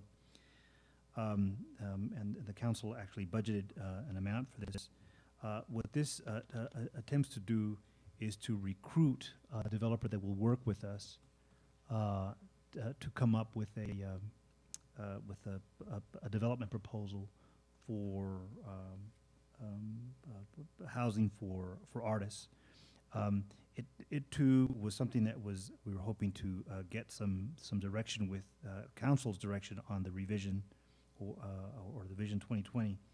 And in any case, this will be something that will be coming to you in the form of a request to approve a contract further down into the fiscal year, most probably early spring, late winter, when you would be seeing this item come back to you. And so rest assured that this is not going to be an attempt to come up with a plan on a desktop that will then, at that point, be offered to the market or to the development community, but rather it will be an attempt to recruit a developer to work with us to come up with a proposal that the council will consider at that point. I will make sure that as we develop the RFP, that we'll pass it by you so that you can get input, get your input on it, and so that it meets your expectations as we go forward. Okay. Councilmember Peralta. Mr. Mayor, Oscar, just a question on this is there a time limit as to the expenditure of these funds from the grant? 1 year, has to be spent within 1 year? So that means that we would have to do some fairly quick decision as to how to bring in a consultant to work with a developer and that's, and do the advertising, all that stuff, if we have to expend it within a year, it speeds up the clock a little bit. Is that correct, Matt? Yes, indeed, indeed. And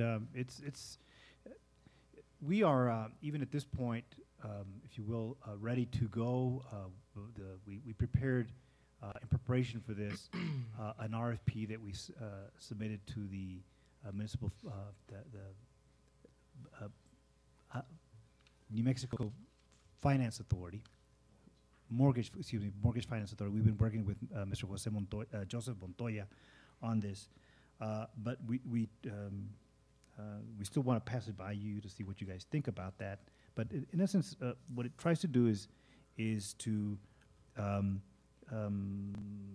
get expert help, to recruit, to work with, help us work with a consultant, or it could very well even be the with a developer. It could very well be the developer, him or herself, so that we can develop a proposal to the council for this kind of housing.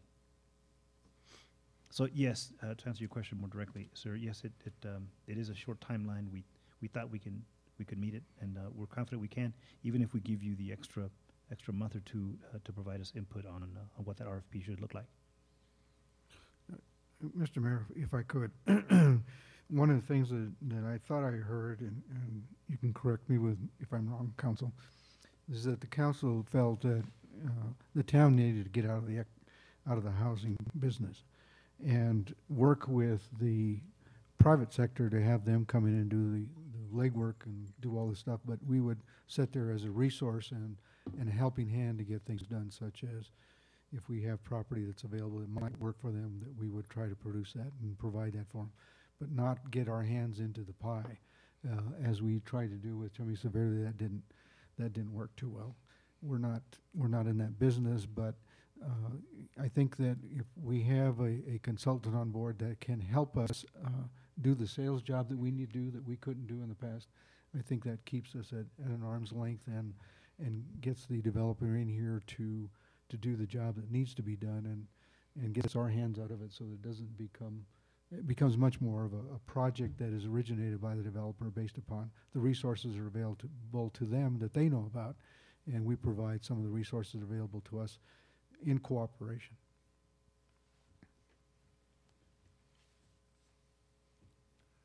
Any other comments? What is the pleasure of the council on this? So it's basically a study and cost estimates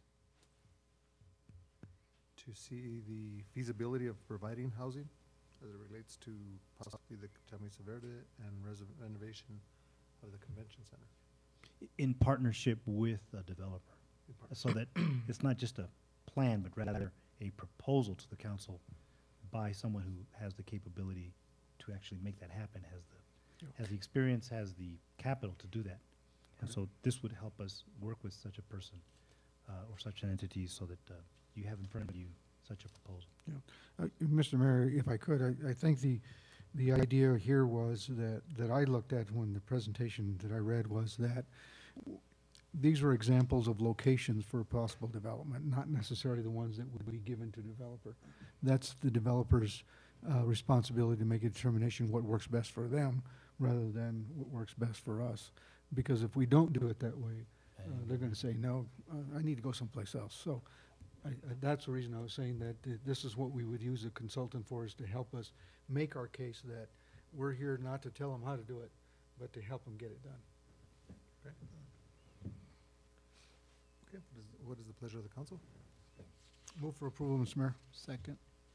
Motion and second. Any further discussion? All those in favor signify by saying aye. Aye. Aye. Those opposed, motion carries. Next, we will go to item, thank you, Matt. Item H, Human Resources Department Review. The Human Resources Department Review PowerPoint presentation on the department's duties, responsibilities, and resources it manages to accomplish them. Welcome, Loretta. Thank you, Mayor and council members. So with this, you have then our latest installment on our department reviews. You'll be getting this from all the departments, as I mentioned, and this will hopefully be a practice that you'll be seeing every year. By the way, before we start, we do appreciate your patience. I know it's a long meeting, and maybe this is the time where your attention spans are the most challenging. So anyway, the staff has worked very hard on this presentation, and That's my grandson. And and they are still very eager to provide it to you. So without any more delay, I'll turn it over to our HR director. Let me begin by stating the main objective of the Human Resources Department. This is to maximize the town's resources while minimizing liabilities. We accomplish this through the performance of our duties and responsibilities, beginning with the recruitment and hiring process. These processes are governed by Town Code 3.80, which states that the selection of a potential employee will be determined by the application and resume, inquiry of prior employers, references provided by the applicants, and the results of the interview process.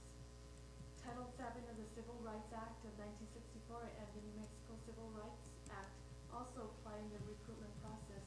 This federal and state law protects applicants from discrimination on the basis of a protected status. So HR's role in the recruitment process is to coordinate, guide, and assist through the process, and to ensure compliance with federal and state laws.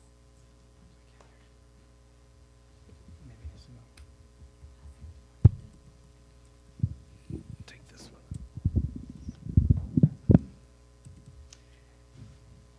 We produce a biweekly transmittal. The transmittal is designed to track changes to an employee's profile throughout his or her tenure with the town.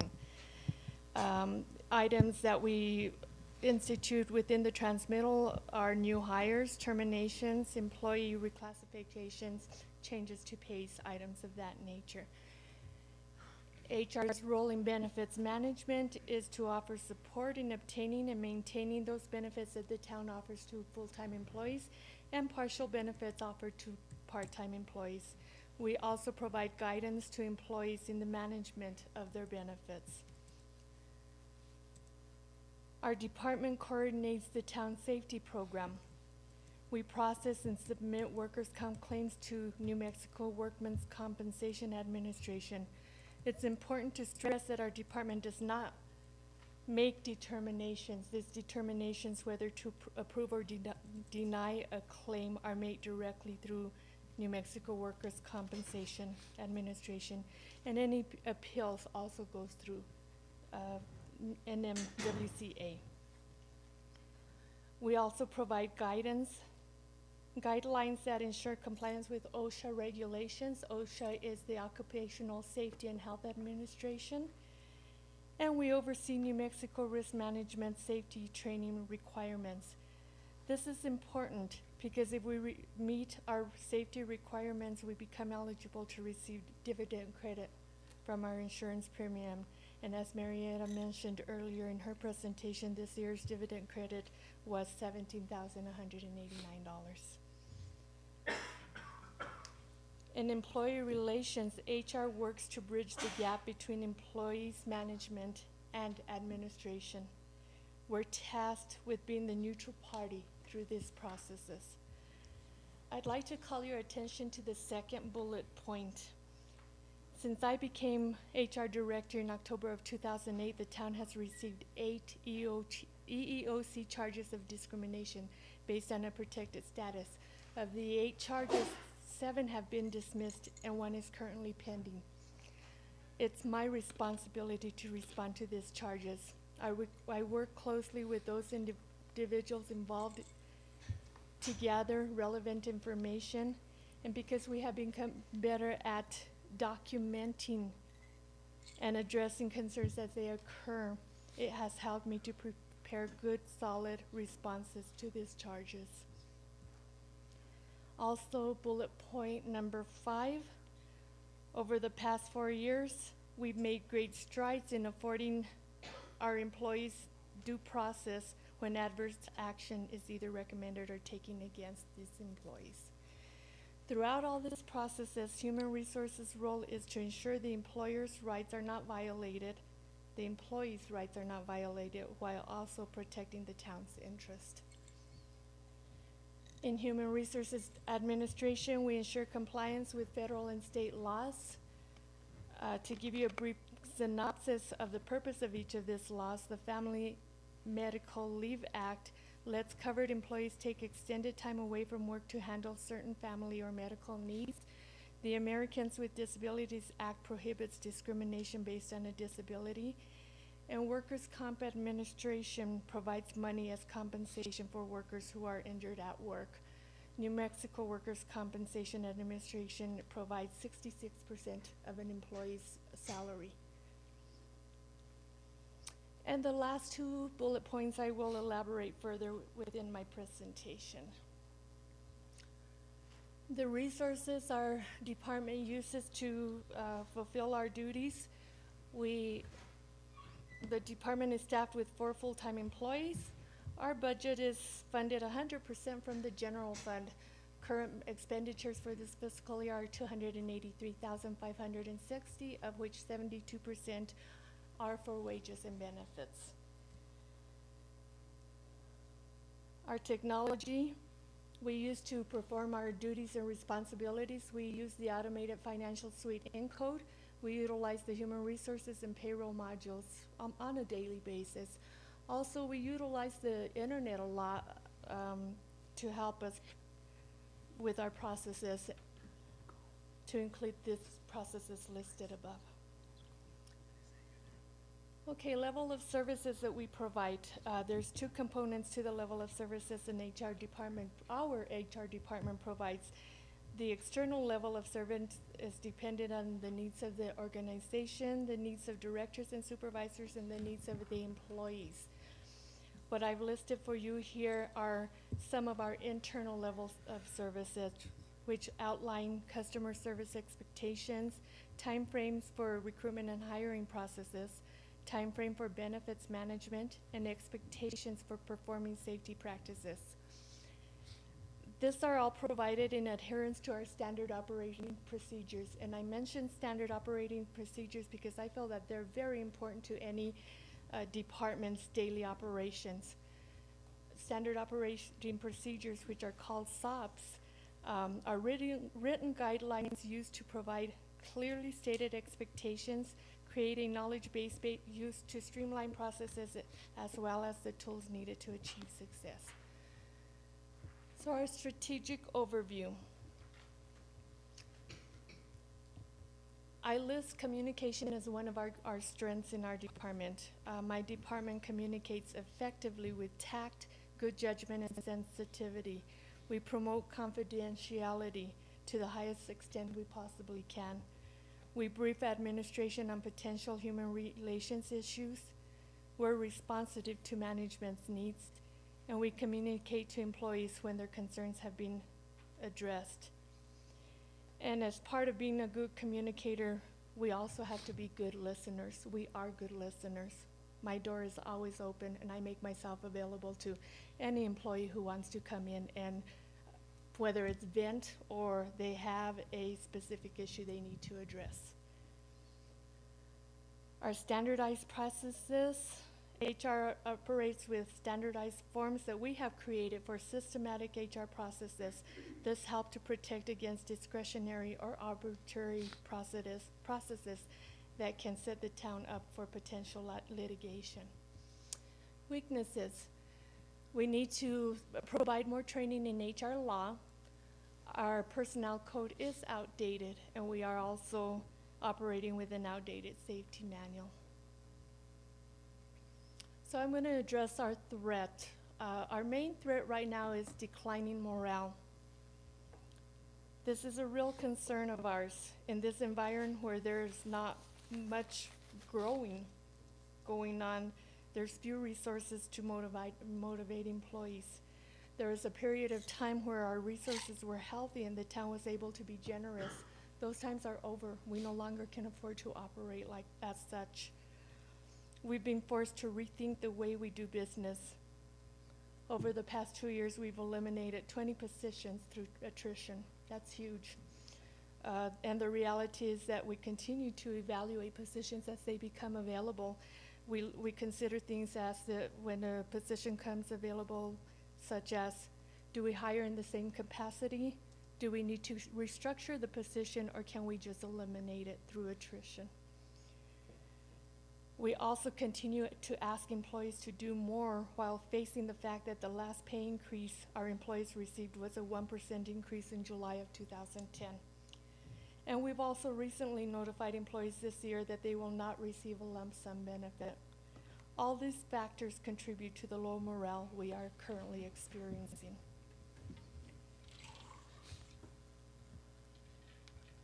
This creates an opportunity for us to rethink the way we do business by developing what I call a new normal.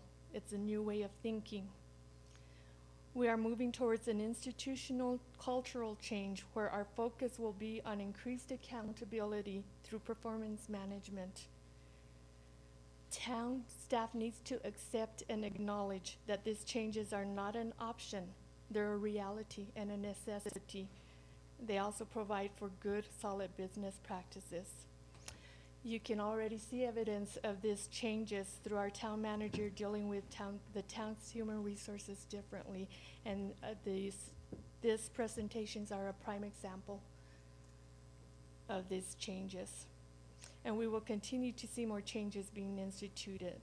So the implementation of our institutional cultural change has already begun, and this opportunity belongs to the entire town staff, not just the Human Resources Department. The whole staff has to take ownership of this concept and move forward accordingly. Our work plan, the strategic focus is to align our codes, policies, and procedures to the new normal by creating specific guidelines to be followed that allow for less discretionary and arbitrary decisions being made. How do we accomplish this? By providing quarterly trainings on HR laws to empower directors and supervisors to make sound HR decisions in their departments. By revising the personnel code to create specific guidelines that align with our new cultural change. By updating our safety manual to ensure on-the-job safety practices and compliance with OSHA requirements. And by introducing an effective performance management program for increased accountability. Mayor and Council, this concludes my presentation, and I stand for any questions. Thank you, Loretta. Any questions? Councilmember Peralta? Thank you. I really do appreciate everything. I'm sorry. Thank you for the presentation. I do appreciate everything that your staff does and how they treat the employees and the council and everyone around them. It's very nice. I have just a couple of questions on the safety area. Your safety coordinator, do they do the safety training for new employees and the ongoing employees, or is that not done by them? It's done by somebody else? It is actually, Mayor, Councilmember Peralta, the safety trainings are actually provided by an outside firm that is hired through the New Mexico Risk Management. So they come in once a month and provide safety trainings. If there's any additional trainings that a director would like to see, we can request those trainings. The second question I had in regards to that is, do we require that anyone who drives a city vehicle or drives for the city in their own vehicle to take defensive training, driving? Yes, sir, we sure do. When they first come in as a new employee, there's times that the training is not available immediately, as long as they have a valid New Mexico driver's license and they've been approved through our process where we do look into their license and make sure that there's nothing that needs to be taken care of. We allow them to drive, but we do require them to take that training as soon as possible. The reason I'm asking that question because I had to do it when I was with the state. And I was required to do it even if I was driving my own vehicle on state business. But also another benefit to the employees, mine is 7 years old, so I have to do it again. It has to be, it's required to be doing every 3 years for your own insurance, and you can get a discount on your insurance by taking it. So one of the things that you might let the employees know is that they can check with their insurance company in that defensive driving course. For example, with me, it's a 10% discount on my insurance policy. Now, but that doesn't mean we're... That's an additional benefit to them. You bet, and we'll certainly communicate that. But that doesn't mean we're perfect here. I myself sometimes see employees driving while on a cell phone, and I try and make a note of that, and I invite you and the public, anybody, if you see us on a cell phone while we're driving, that's unsafe, that is against procedure, let us know, please, and we will take appropriate action. And by the way, there is an online course for defensive driver training. I'll send that to you. I just got it. Okay, thank you, sir. And we do require our employees to take this class every 2 years. Okay, any other comments? Councilmember Abate. Thank you, Mayor Cordova. Loretto, thank you for an excellent briefing. I like your phrase, the new normal. It indeed is going to require a paradigm shift to transition from where we're at today to this new normal. And as my high school coaches used to say, when the going gets tough, the tough get going. Thanks. Thank you, and I really believe this. We need to stop dwelling on the past and move forward. Okay, Councilmember Silva. Just a real quick question, and this I guess is both for Loretta and for the manager. Under your strategic review, the threats, your declining morale, what are your thoughts and perhaps ideas to improve that? Why don't you go first? I will certainly cover that. We're actively looking at different avenues to try to help employees. The one obstacle that I see that comes before me constantly is that they continually talk about more money, more money, more money. I don't think that's the main or the core issue. I think it goes deeper than the money issue. We are looking at possibly putting out a evaluation, asking employees what are we doing wrong, what can we do better, how can we improve in our processes. Hopefully that gives us a little bit of insight as to why morale is low at this point.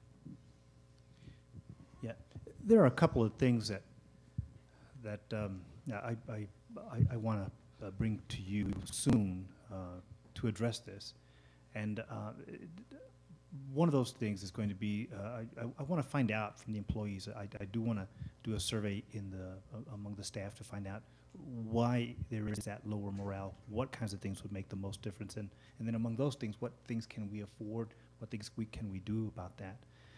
The other thing is I want to tell you, and I guess I've told each of you individually at some point anyway, that I do think that at some point I would want to recommend salary increases, but not the way it's been happening up until now. Up until now, it's sort of been across the board, whatever it was, and as a result, you see it in pay disparities. You see some people doing great jobs that everyone acknowledges does a great job, making the same or sometimes even less than people who simply have been here a long time and are making more just because they've been here a long time. And I'd like to come back to you in the budget process with a proposal to change that, so that it would be all pay would be based on performance, so that people at the beginning of their evaluation cycle are given a performance plan with goals, with clearly identified performance measures. If you meet them or exceed them, that you would get appropriately compensated, and if you don't, then you don't. I mean, there's obviously, if you fall so far behind on your performance that maybe disciplinary action is required, or even that you need to be let go or something like that. Then I think that speaks for itself. But what I would want to come back to the council with is a budget that would be paid so much for people who exceed, their performance goals, and so much for people who merely meet the minimums. And so for people who don't meet those, then it would go by itself. But for that, we do need a well-organized performance evaluation system and a transparent one, so that the employees are satisfied that it's fair, that it's based more than on their supervisor's hunch about who did a good job or didn't do a good job, as well as you are satisfied that as people are getting paid, that truly you're seeing that department or that unit of the workforce truly deserving or matching what they're being asked to be paid for. So I think that helps a little bit in that there's a promise anyway for pay raises in the future, but also that begins to address those disparities that are out there. There's at least in my career, one of the big complaints I hear a lot about is that one thing is that times are tough and there's no money around. We understand that it's a totally different thing that times are tough, etc. And I'm pulling more than my weight, and people all around me aren't, and we're all getting treated the same. And so anyway, that's part of what we aim to bring back to you in the future. Yeah, I think that money and compensation is always going to be an issue, but if we can try to figure out how to make employees happier, that should be a priority. Thank you. And I believe that throwing money is not always the answer. Right. That's my point. Yeah, sometimes paying people does not make them happy, in fact. Absolutely. Sometimes the fact that they're paid less, or the comparisons they make,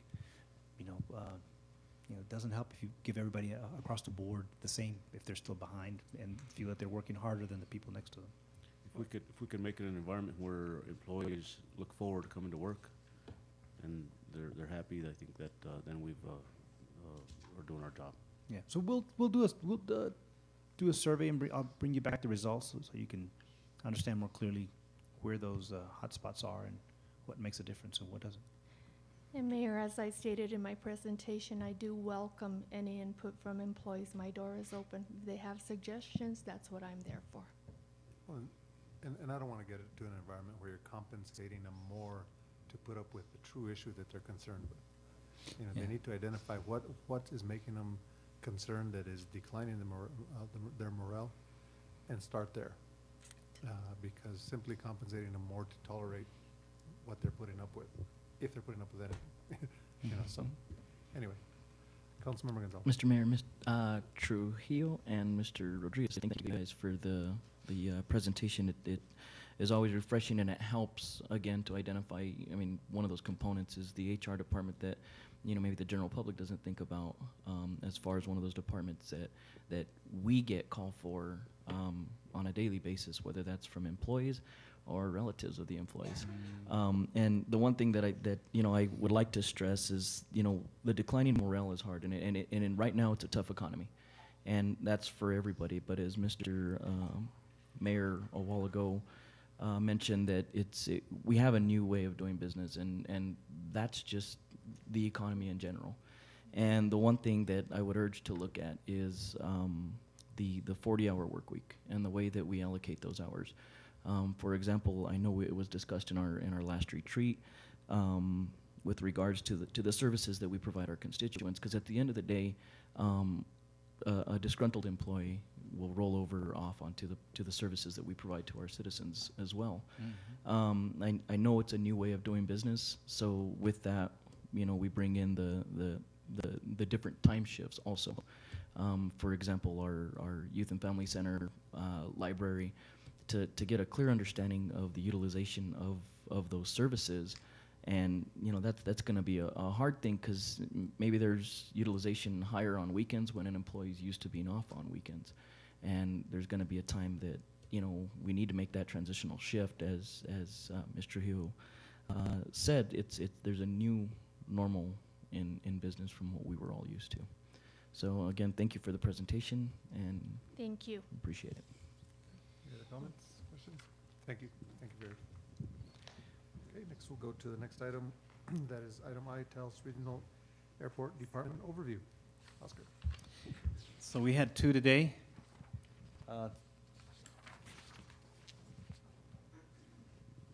And so What we have here is an airport operation that is growing. And one of the things I do want to make clear to everybody, just to, I think, put this on its proper setting, and that is that when we say we operate an airport, really truly what we provide are the conditions for there to be air traffic. We don't operate a tower. There's not a lot of staff interaction with or direction of the traffic, or even with the pilots themselves. We, in essence, provide the conditions, the basic facilities for there to be air traffic, and to allow for that traffic to come and go safely, and also for the prospects for increased traffic and growth there, and by that, economic development in the region to take place. So as we make the presentation today, it's important to keep in mind that what we do is provide the conditions for there to be air traffic, not so much as operate an airport per se. So, good evening, council members. I have this presentation for you this evening to, as Oscar was saying, hopefully to give you a better understanding of our operations out at the airport. Our duties and responsibilities are what I'll begin with here. And above all, our mission at the airport is to provide a friendly, clean, and most importantly, a safe aviation gateway to northern New Mexico. Our first priority is safety, and we achieve this by monitoring the condition of the airport, and this includes the pavement condition, lighting, runway protection zones, the perimeter fence, automated weather observation station. Keeping the airfield mowed is also a big safety factor in case an aircraft goes off the runway, as we had back in July. We also have a number of security cameras that can be accessed off premises by a few authorized town employees. For project management, we're responsible for grants as well as oversight of projects. For property management, we're responsible for managing the airport's stormwater pollution plan, monitoring for signs of illegal fuel or oil dumping, also for monitoring wildlife activities on the airport, including identifying and protecting species of concern like the loggerhead shrike and the burrowing owl that were identified in the recent environmental impact statement.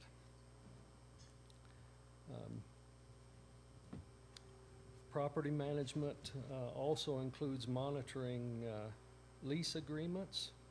We monitor the parking lots where we have long-term vehicles, monitor access to aircraft parking areas and hangars, and we make sure tenants are using the property for only aviation-related purposes. As the airport manager, my duties are to communicate the Airport Advisory Board's recommendations to you, the governing body.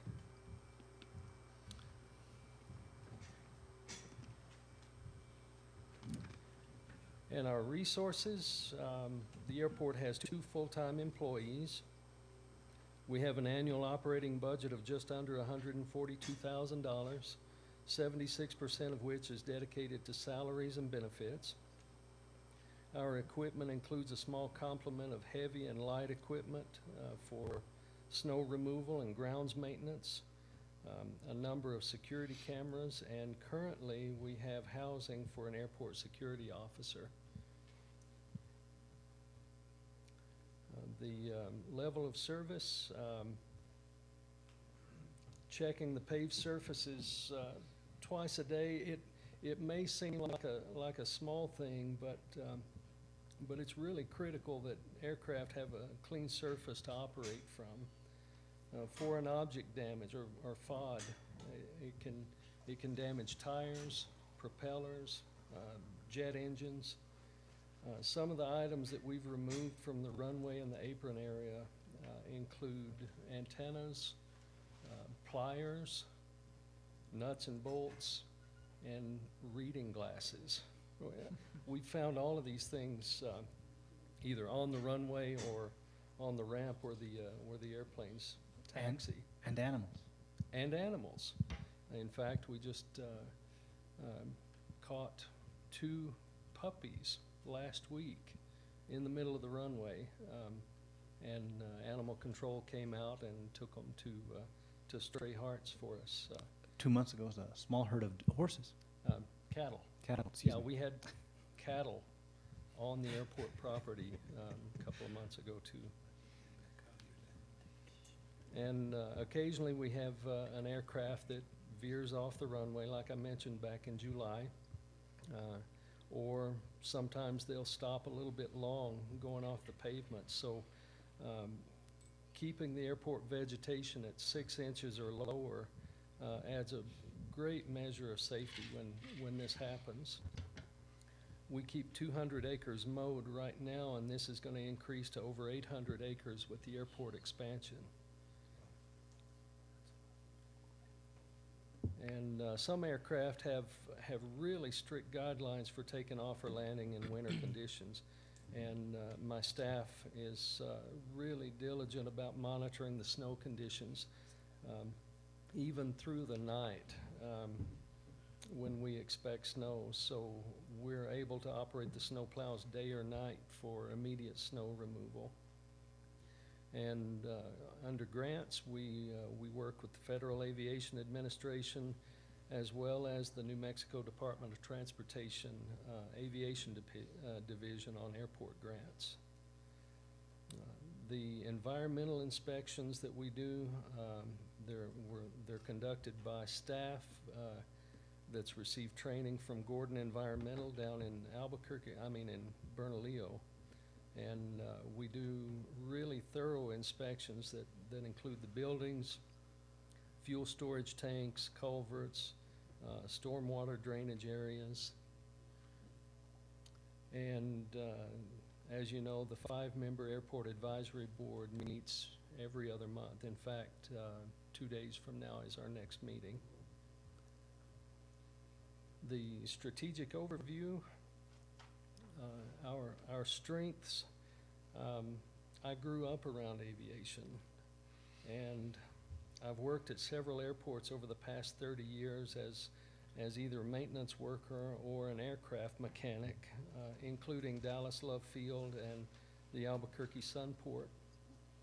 The training and experience that I gained in emergency response as a police dispatcher and knowledge of payroll and HR law as a human resources specialist for the town have also been beneficial to me in managing the airport.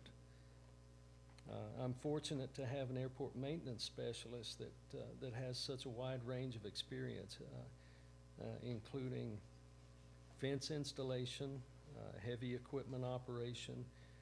He's also licensed by the New Mexico Department of Agriculture for herbicides and pesticides. And what makes our Airport Advisory Board strong is their combined experience in government affairs, private business, and aviation as well. On the third point there, evidence of the FAA's interest in our airport expansion is the funding that we've secured. And to date, it's over $1.1 million for the runway design and the passive aircraft monitoring system. Our weaknesses right now, our shortage of hangar space and our altitude. That's caused some people to store their aircraft at other airports. Lack of a maintenance facility also causes all of the aircraft owners and operators to go to either Alamosa, Santa Fe, Albuquerque, or other cities for just routine maintenance and repairs. Our opportunities, expansion of the airport will increase safety, and it's going to allow aircraft that normally use airports with longer runways like Santa Fe access to Taos. even through the summer when the heat decreases their performance. And also, a safer airport is one that we hope is going to see more traffic and possibly attract more businesses, not only around the airport, but hopefully to the town as well.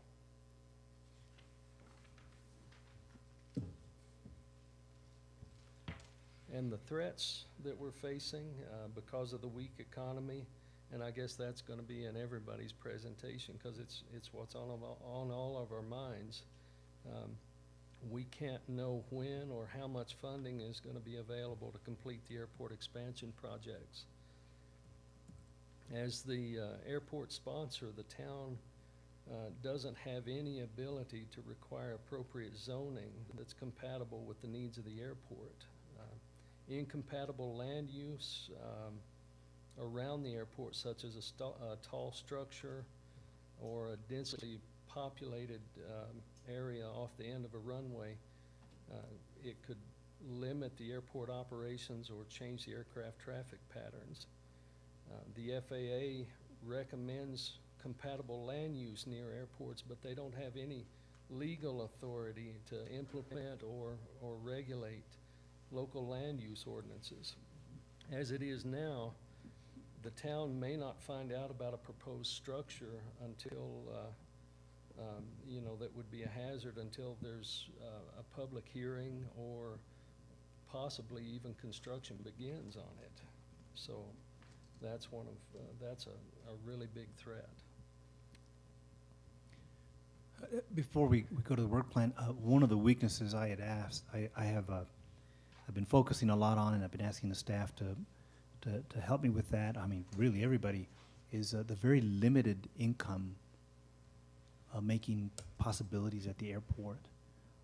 As it stands right now, as the airport grows, the needs and what has to happen over there over time is going to grow. Right now, the FAA pays a large part of sort of the basic sorts of things that are there. But to begin with, for example, the construction is going to require us to pull out of our pocket $1.2 million, you know, to come up with our 5% for the construction of the runway, which is needed, which the region needs, and the very limited income making possibilities to make up, you know, such out-of-pocket costs are a very significant weakness. And we're looking at different things, and you'll see in our work plan, we're going to be focusing on trying to shore that up, to make sure that operations over there are sustainable financially as well. So our strategic focus and priorities, the planned runway construction addresses two safety issues. It's wind coverage and runway length.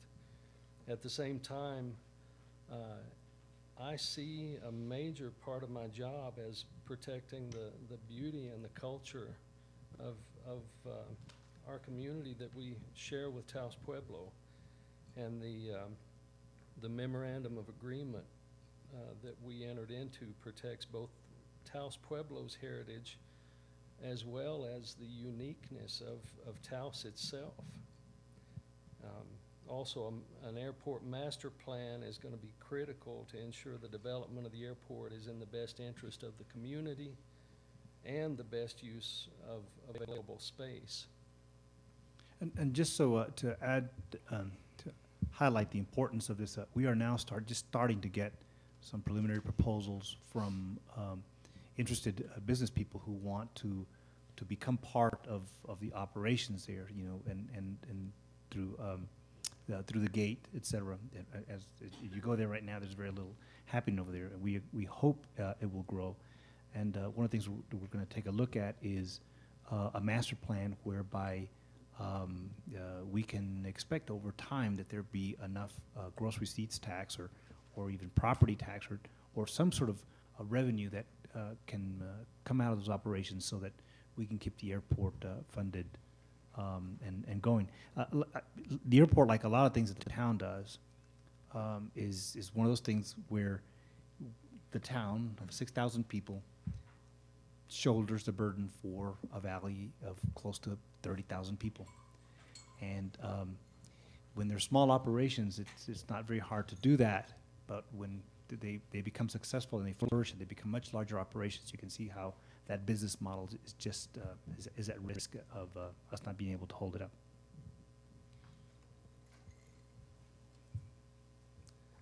So our projects and objectives,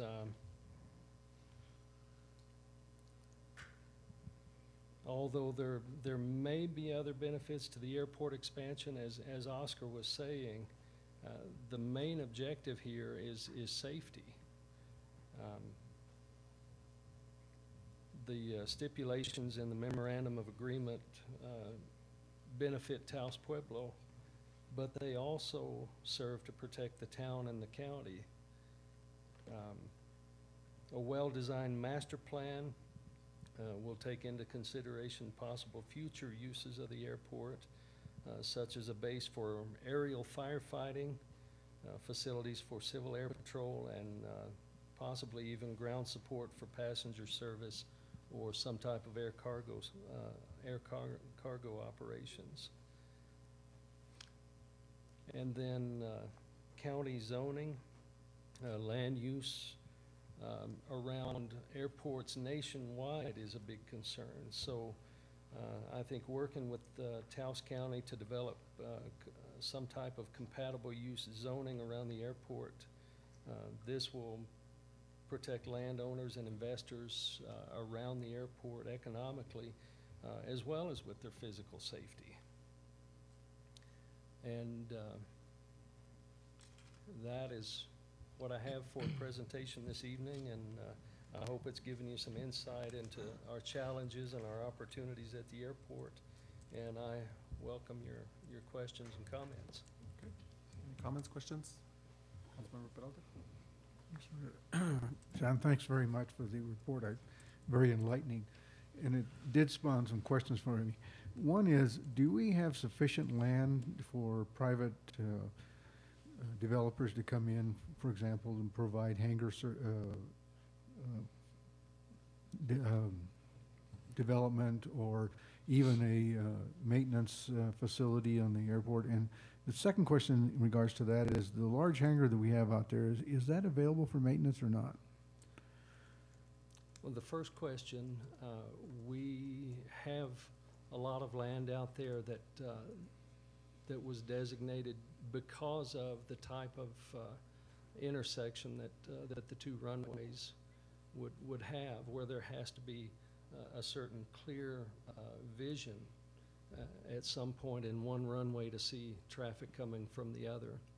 And rules have changed, and that clear line of sight, because we're not going for intersecting runways, is no longer needed. So we've got a lot of land out there in that clear vision zone off to the sides that can be developed.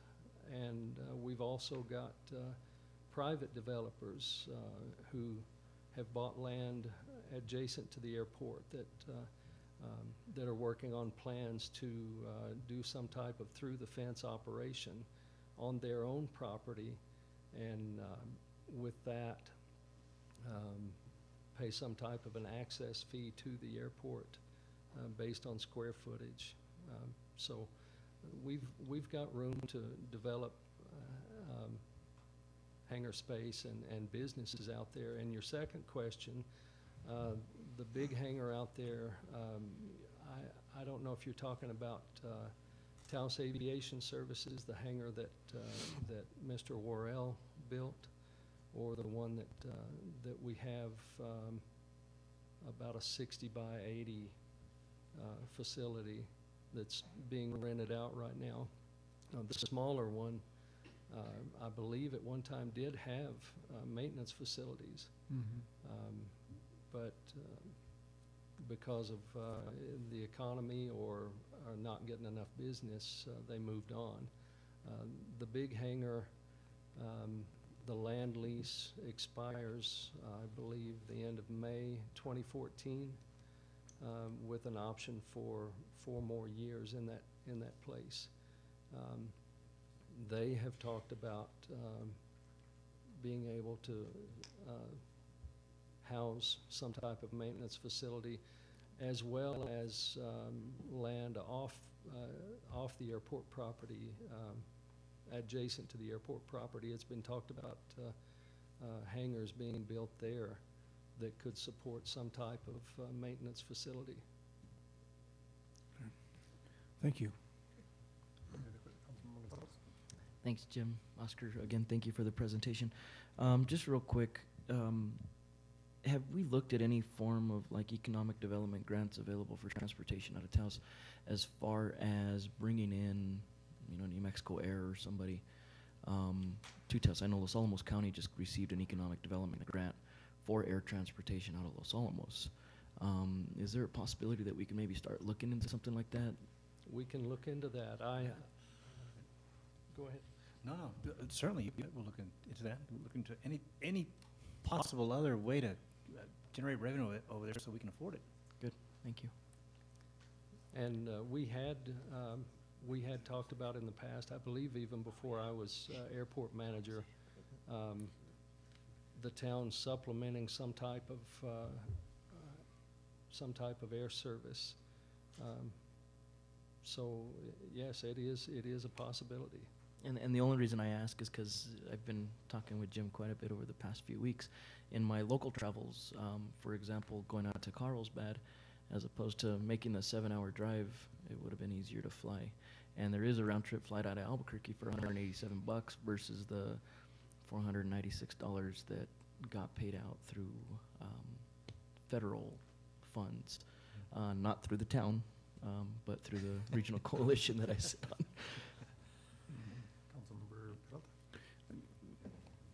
One other question. Do you think that the developers out there would be interested in annexation to the town if we annex the airport? Yes, absolutely. We've been talking about that. I would be recommending to you, just want to let you know that part of what would be coming back in the master plan would be a plan whereby we would annex voluntarily, exclusively voluntarily, so that as people want to be part of the operations over there and somehow want a relationship with the airport, that one of the requirements for that would be to request annexation.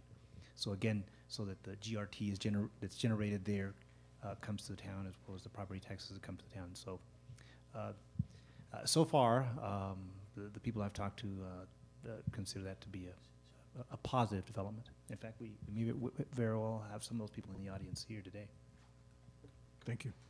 Also, along those lines, annexation, I mean, we're about to put millions of dollars into the airport, and the town would be able to protect that investment a lot easier with this annexation if we're able to do that. Mr. Mayor, if I could ask just one more question. With regards, you guys mentioned that there's nobody that mans air traffic control. Obviously, we're trying to expand this airport, get more air traffic coming through here.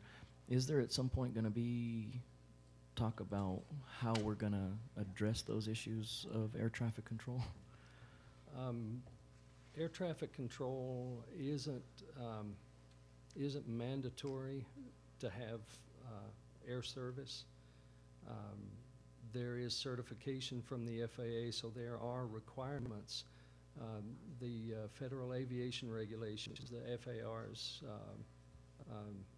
Part 139 deals with commercial airports, and you know, some of the requirements are having firefighting equipment available 30 minutes before to 30 minutes after a flight arrives and leaves, you know, things like that. There's a lot of requirements, but having air traffic control is not one of them. Okay. So we would still be able to have commercial operations without having air traffic control. Okay. At least well into the future, yeah, it should. We suddenly have a big boom in air traffic. Maybe so, but that's quite a ways down the road. Good. Thank you. Just one last question. Have we seen a decline in in landings and takeoffs in the last couple of years over previous years? Actually, they've remained pretty steady. Last December, we had 60 jets land. The December before that, we had 24 jets land. So last December, and this was, I believe, only because we had snow and nobody else did. Colorado didn't even have snow. So that increased our traffic there. It's right now, this time of year, things are slow, but it's comparable to previous years. And this is something too that, this is just a sideline. And that is that, last year, for example, on CNN was talking in their weather report that there was no snow in Colorado, but they didn't mention that New Mexico had snow. And I think that is something that we need our Department of Tourism to work on, to say that, hey, don't forget us. We are in the United States. Yeah, we did a yes, we did a lot of that when the fires. I mean, it's sort of sad to talk about it, but when there were a lot of fires going on in southern Colorado, we did redouble our effort to get out the word that here in Taos there were no fires, right, or anywhere close to Taos. Any comments, Councilmember Beta? Mr. Mayor, thank you. Thank you for the briefing. No questions, just a comment. We need to be brainstorming how we're going to come up with the $1.2 million that we're going to need to meet our 5% match for the construction of the new runway that's going to cost approximately $22 million. Short-term goal. Long-term goal, as we expand the airport, we have to be looking at how we're going to sustain it into the out years. So that's why the issue of annexation is a very important issue. Yes, sir. And if I may, sir, you touch on a very important point with the way we do a lot of things, the way the town does a lot of things. Our general business model is you provide the service and then sort of follow it from that point on, regardless of how things have shifted. And so it often leaves us in a situation where we are in essence providing services to a much bigger community, and to the point that it makes it hard for us to sustain that. The airport is one of those. The regional dispatch, or the police dispatch center, is another one. There's a number of other operations that the town has that over the years have been eclipsed, if you will, by demographic changes to where those people left the town, and now we sort of carrying on providing services to a much bigger population. You bet. Well, I'm going to be looking at that and bringing to the council proposals how we change that. And perhaps the airport would be one of those where we would try and find ways to make it more of a regional operation. If we can't find a way to quickly make it pay for itself, at least, then find a way to share that burden across the board. So because it benefits. Really, truly, it benefits more even than Taos County, and it's something that we all rely on. And a population of 6,000 people, it's just going to be really hard for that population to keep it up for everybody in the Enchanted Circle, for example. Okay. Any other comments, questions, Councilmember Silva? Just a comment. Thank you, John and Mr. Manager, for your presentation. That's all I have. Great. Thank you. Thank you, John. Thank you.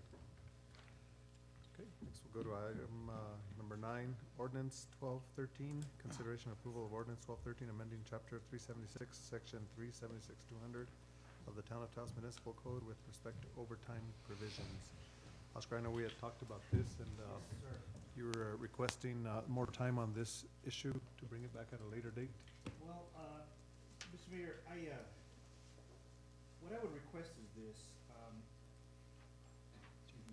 Is my mic? Oh, okay. No, it's not. What I would request is this.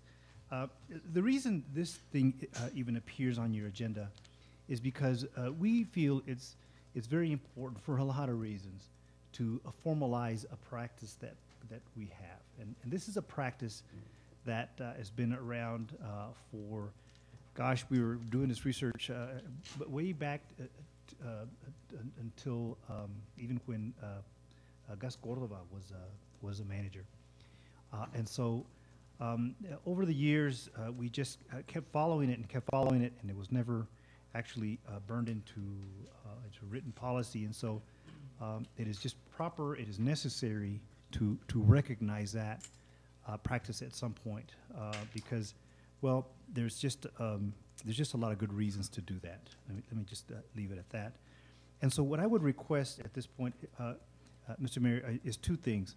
First of all, that we go ahead and recognize that, formalize the practice, and that you would then also give me some time to make changes in the police schedules so that the impact, the financial impact of that existing practice then goes away. In other words, I've been working with the chief to come up with a schedule, a shift schedule, such that there would be no, or very rarely would be, overtime generated in the police department. Of course, only for emergencies and for things that truly are extraordinary, as opposed to the practice that we have right now, where the schedule, the shifts guarantee, if the officers do nothing unusual at all, guarantees them, 4 to 6 hours of overtime a shift, by them doing nothing extraordinary, nothing out of the ordinary. And so we want to change that such that truly the times worked don't generate any more overtime. And then after we've been running for some time with that, then we can look at changing our policy again.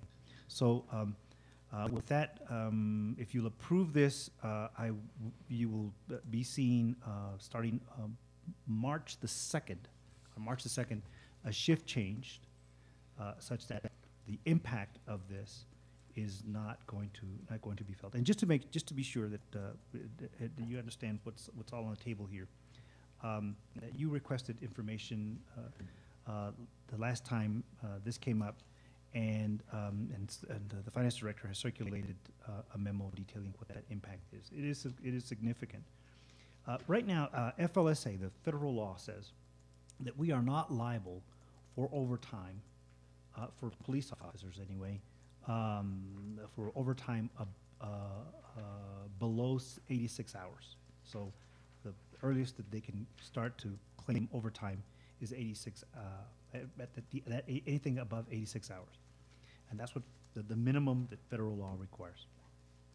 For the fire department, it imposes a floor of 106 hours. It takes into account the different shifts, the different mission, et cetera. In the case of the fire department, we have effectively been following that policy. With the police department, for the past 7 years, about 7 years more or less, we have been following a practice of compensating them above 80 hours. So they get that extra 4 to 6 hours that is not required by the FLSA. And as I said, that has been a long-standing practice. And what my intention here is to formalize for just strong business practices, and just to make sure we are on solid ground, to recognize what we do, effectively change the schedule, the shift, so that the impact of that is minimized, and so that the discussion of overtime, et cetera, over time becomes a moot point, and we can then maybe at that point, with everything calm again, everything stable again, look at making a change to our policy, and maybe at that time shifting it back to FLSA. So I would just ask for an indulgence of some until March the 2nd, so that we can put this in place. And in the meantime, if you'll just allow us to recognize formally the practice that we've been observing really for the past 7 years. Okay. So are you asking us to act on this? Yes, sir. I would be asking you to approve this so that we can recognize existing practice, And then I will commit to you a shift in the police schedules so that the impact of this goes to near zero, starting from March the 2nd. By the way, part of our savings plan has already taken this into account, and so we've already cut that police overtime significantly, assuming that we're going to go into this new shift starting March the 2nd. And that's all something that can be done at the executive level. I will, of course, keep you informed. Any questions you have, be glad to answer them, or any concerns you may have, I'm glad to address those at that time. But my plan is at this point to keep everything in place until we have full staffing. By the way, I'm sorry, I should add that. Before we can go into this new shift where overtime is brought down to near zero, we need to have our full complement on board. Right now, we're down 3 positions, and 3 of the new positions are rookies. And well, we just feel that under those circumstances, it is best to wait till we have at least those 3 other positions filled before we make the shift and start operating this new way. So again, I would request that you approve this ordinance to recognize our existing practice, and then some indulgence for a couple of months or a few months till we get full staffing so that we can make the shift on March the 2nd, starting March the 2nd. Councilmember Gonzalez? Mr. Mayor, Manager, I want to thank you and my fellow council members also for allowing me the opportunity. I know this was on the previous 2 weeks ago agenda, as I was not here, and I had relayed to the mayor that I would like to be part of the discussion with regards to this. And you know, one of my main reasons was not to impact our officers' pay, but was to also look at the financial feasibility of where we are as the municipality, and that was one of the reasons I had requested the documents as far as how much this actually costs, you know, the town of Taos. So I want to thank you for the due diligence that you've given this issue with regards to figuring out ways. I just want to make sure that our constituents are provided for in the best way possible, also with the protection that they're getting. So again, thank you, and thanks to my fellow council members as well. Any other comments, questions? Councilmember Abeyta. Thank you, Mayor Cordova. Mr. Rodriguez, Chief, thank you guys very much for looking at this very seriously. It's true that the amount of the 6 hours of overtime is significant. It's approximately $33,700. But even bigger than that is the overall police department overtime budget expenditure of $185,000. So I fully empower both you, Chief, and Oscar to give you the appropriate time you need to flesh this out better, come up with a solid plan that's going to work. So I have no problem with moving forward with this ordinance once the mayor has the public hearing. But, you know, we have to tighten the belt everywhere, so it's the right thing to do. Okay. Any other comments? I will open it up to public hearing at this time. Is there anyone in the audience that would like to speak on this ordinance under the public hearing at this time? Seeing none, I'll close the public hearing and go back to comments from the council. What is the pleasure of the council? Move for approval, Mr. Mayor. Second that. Motion and a second. Any further discussion? Clerk, call the roll, please. It's a public hearing. Councilmember Silva? Here. Councilmember Yes. Petal? Still here, and yes. Councilmember Peralta? Yes. Councilmember Gonzalez? Yes. Councilmember Beta? Yes. By the vote of 4 in the affirmative, none in the negative, the ordinance is passed.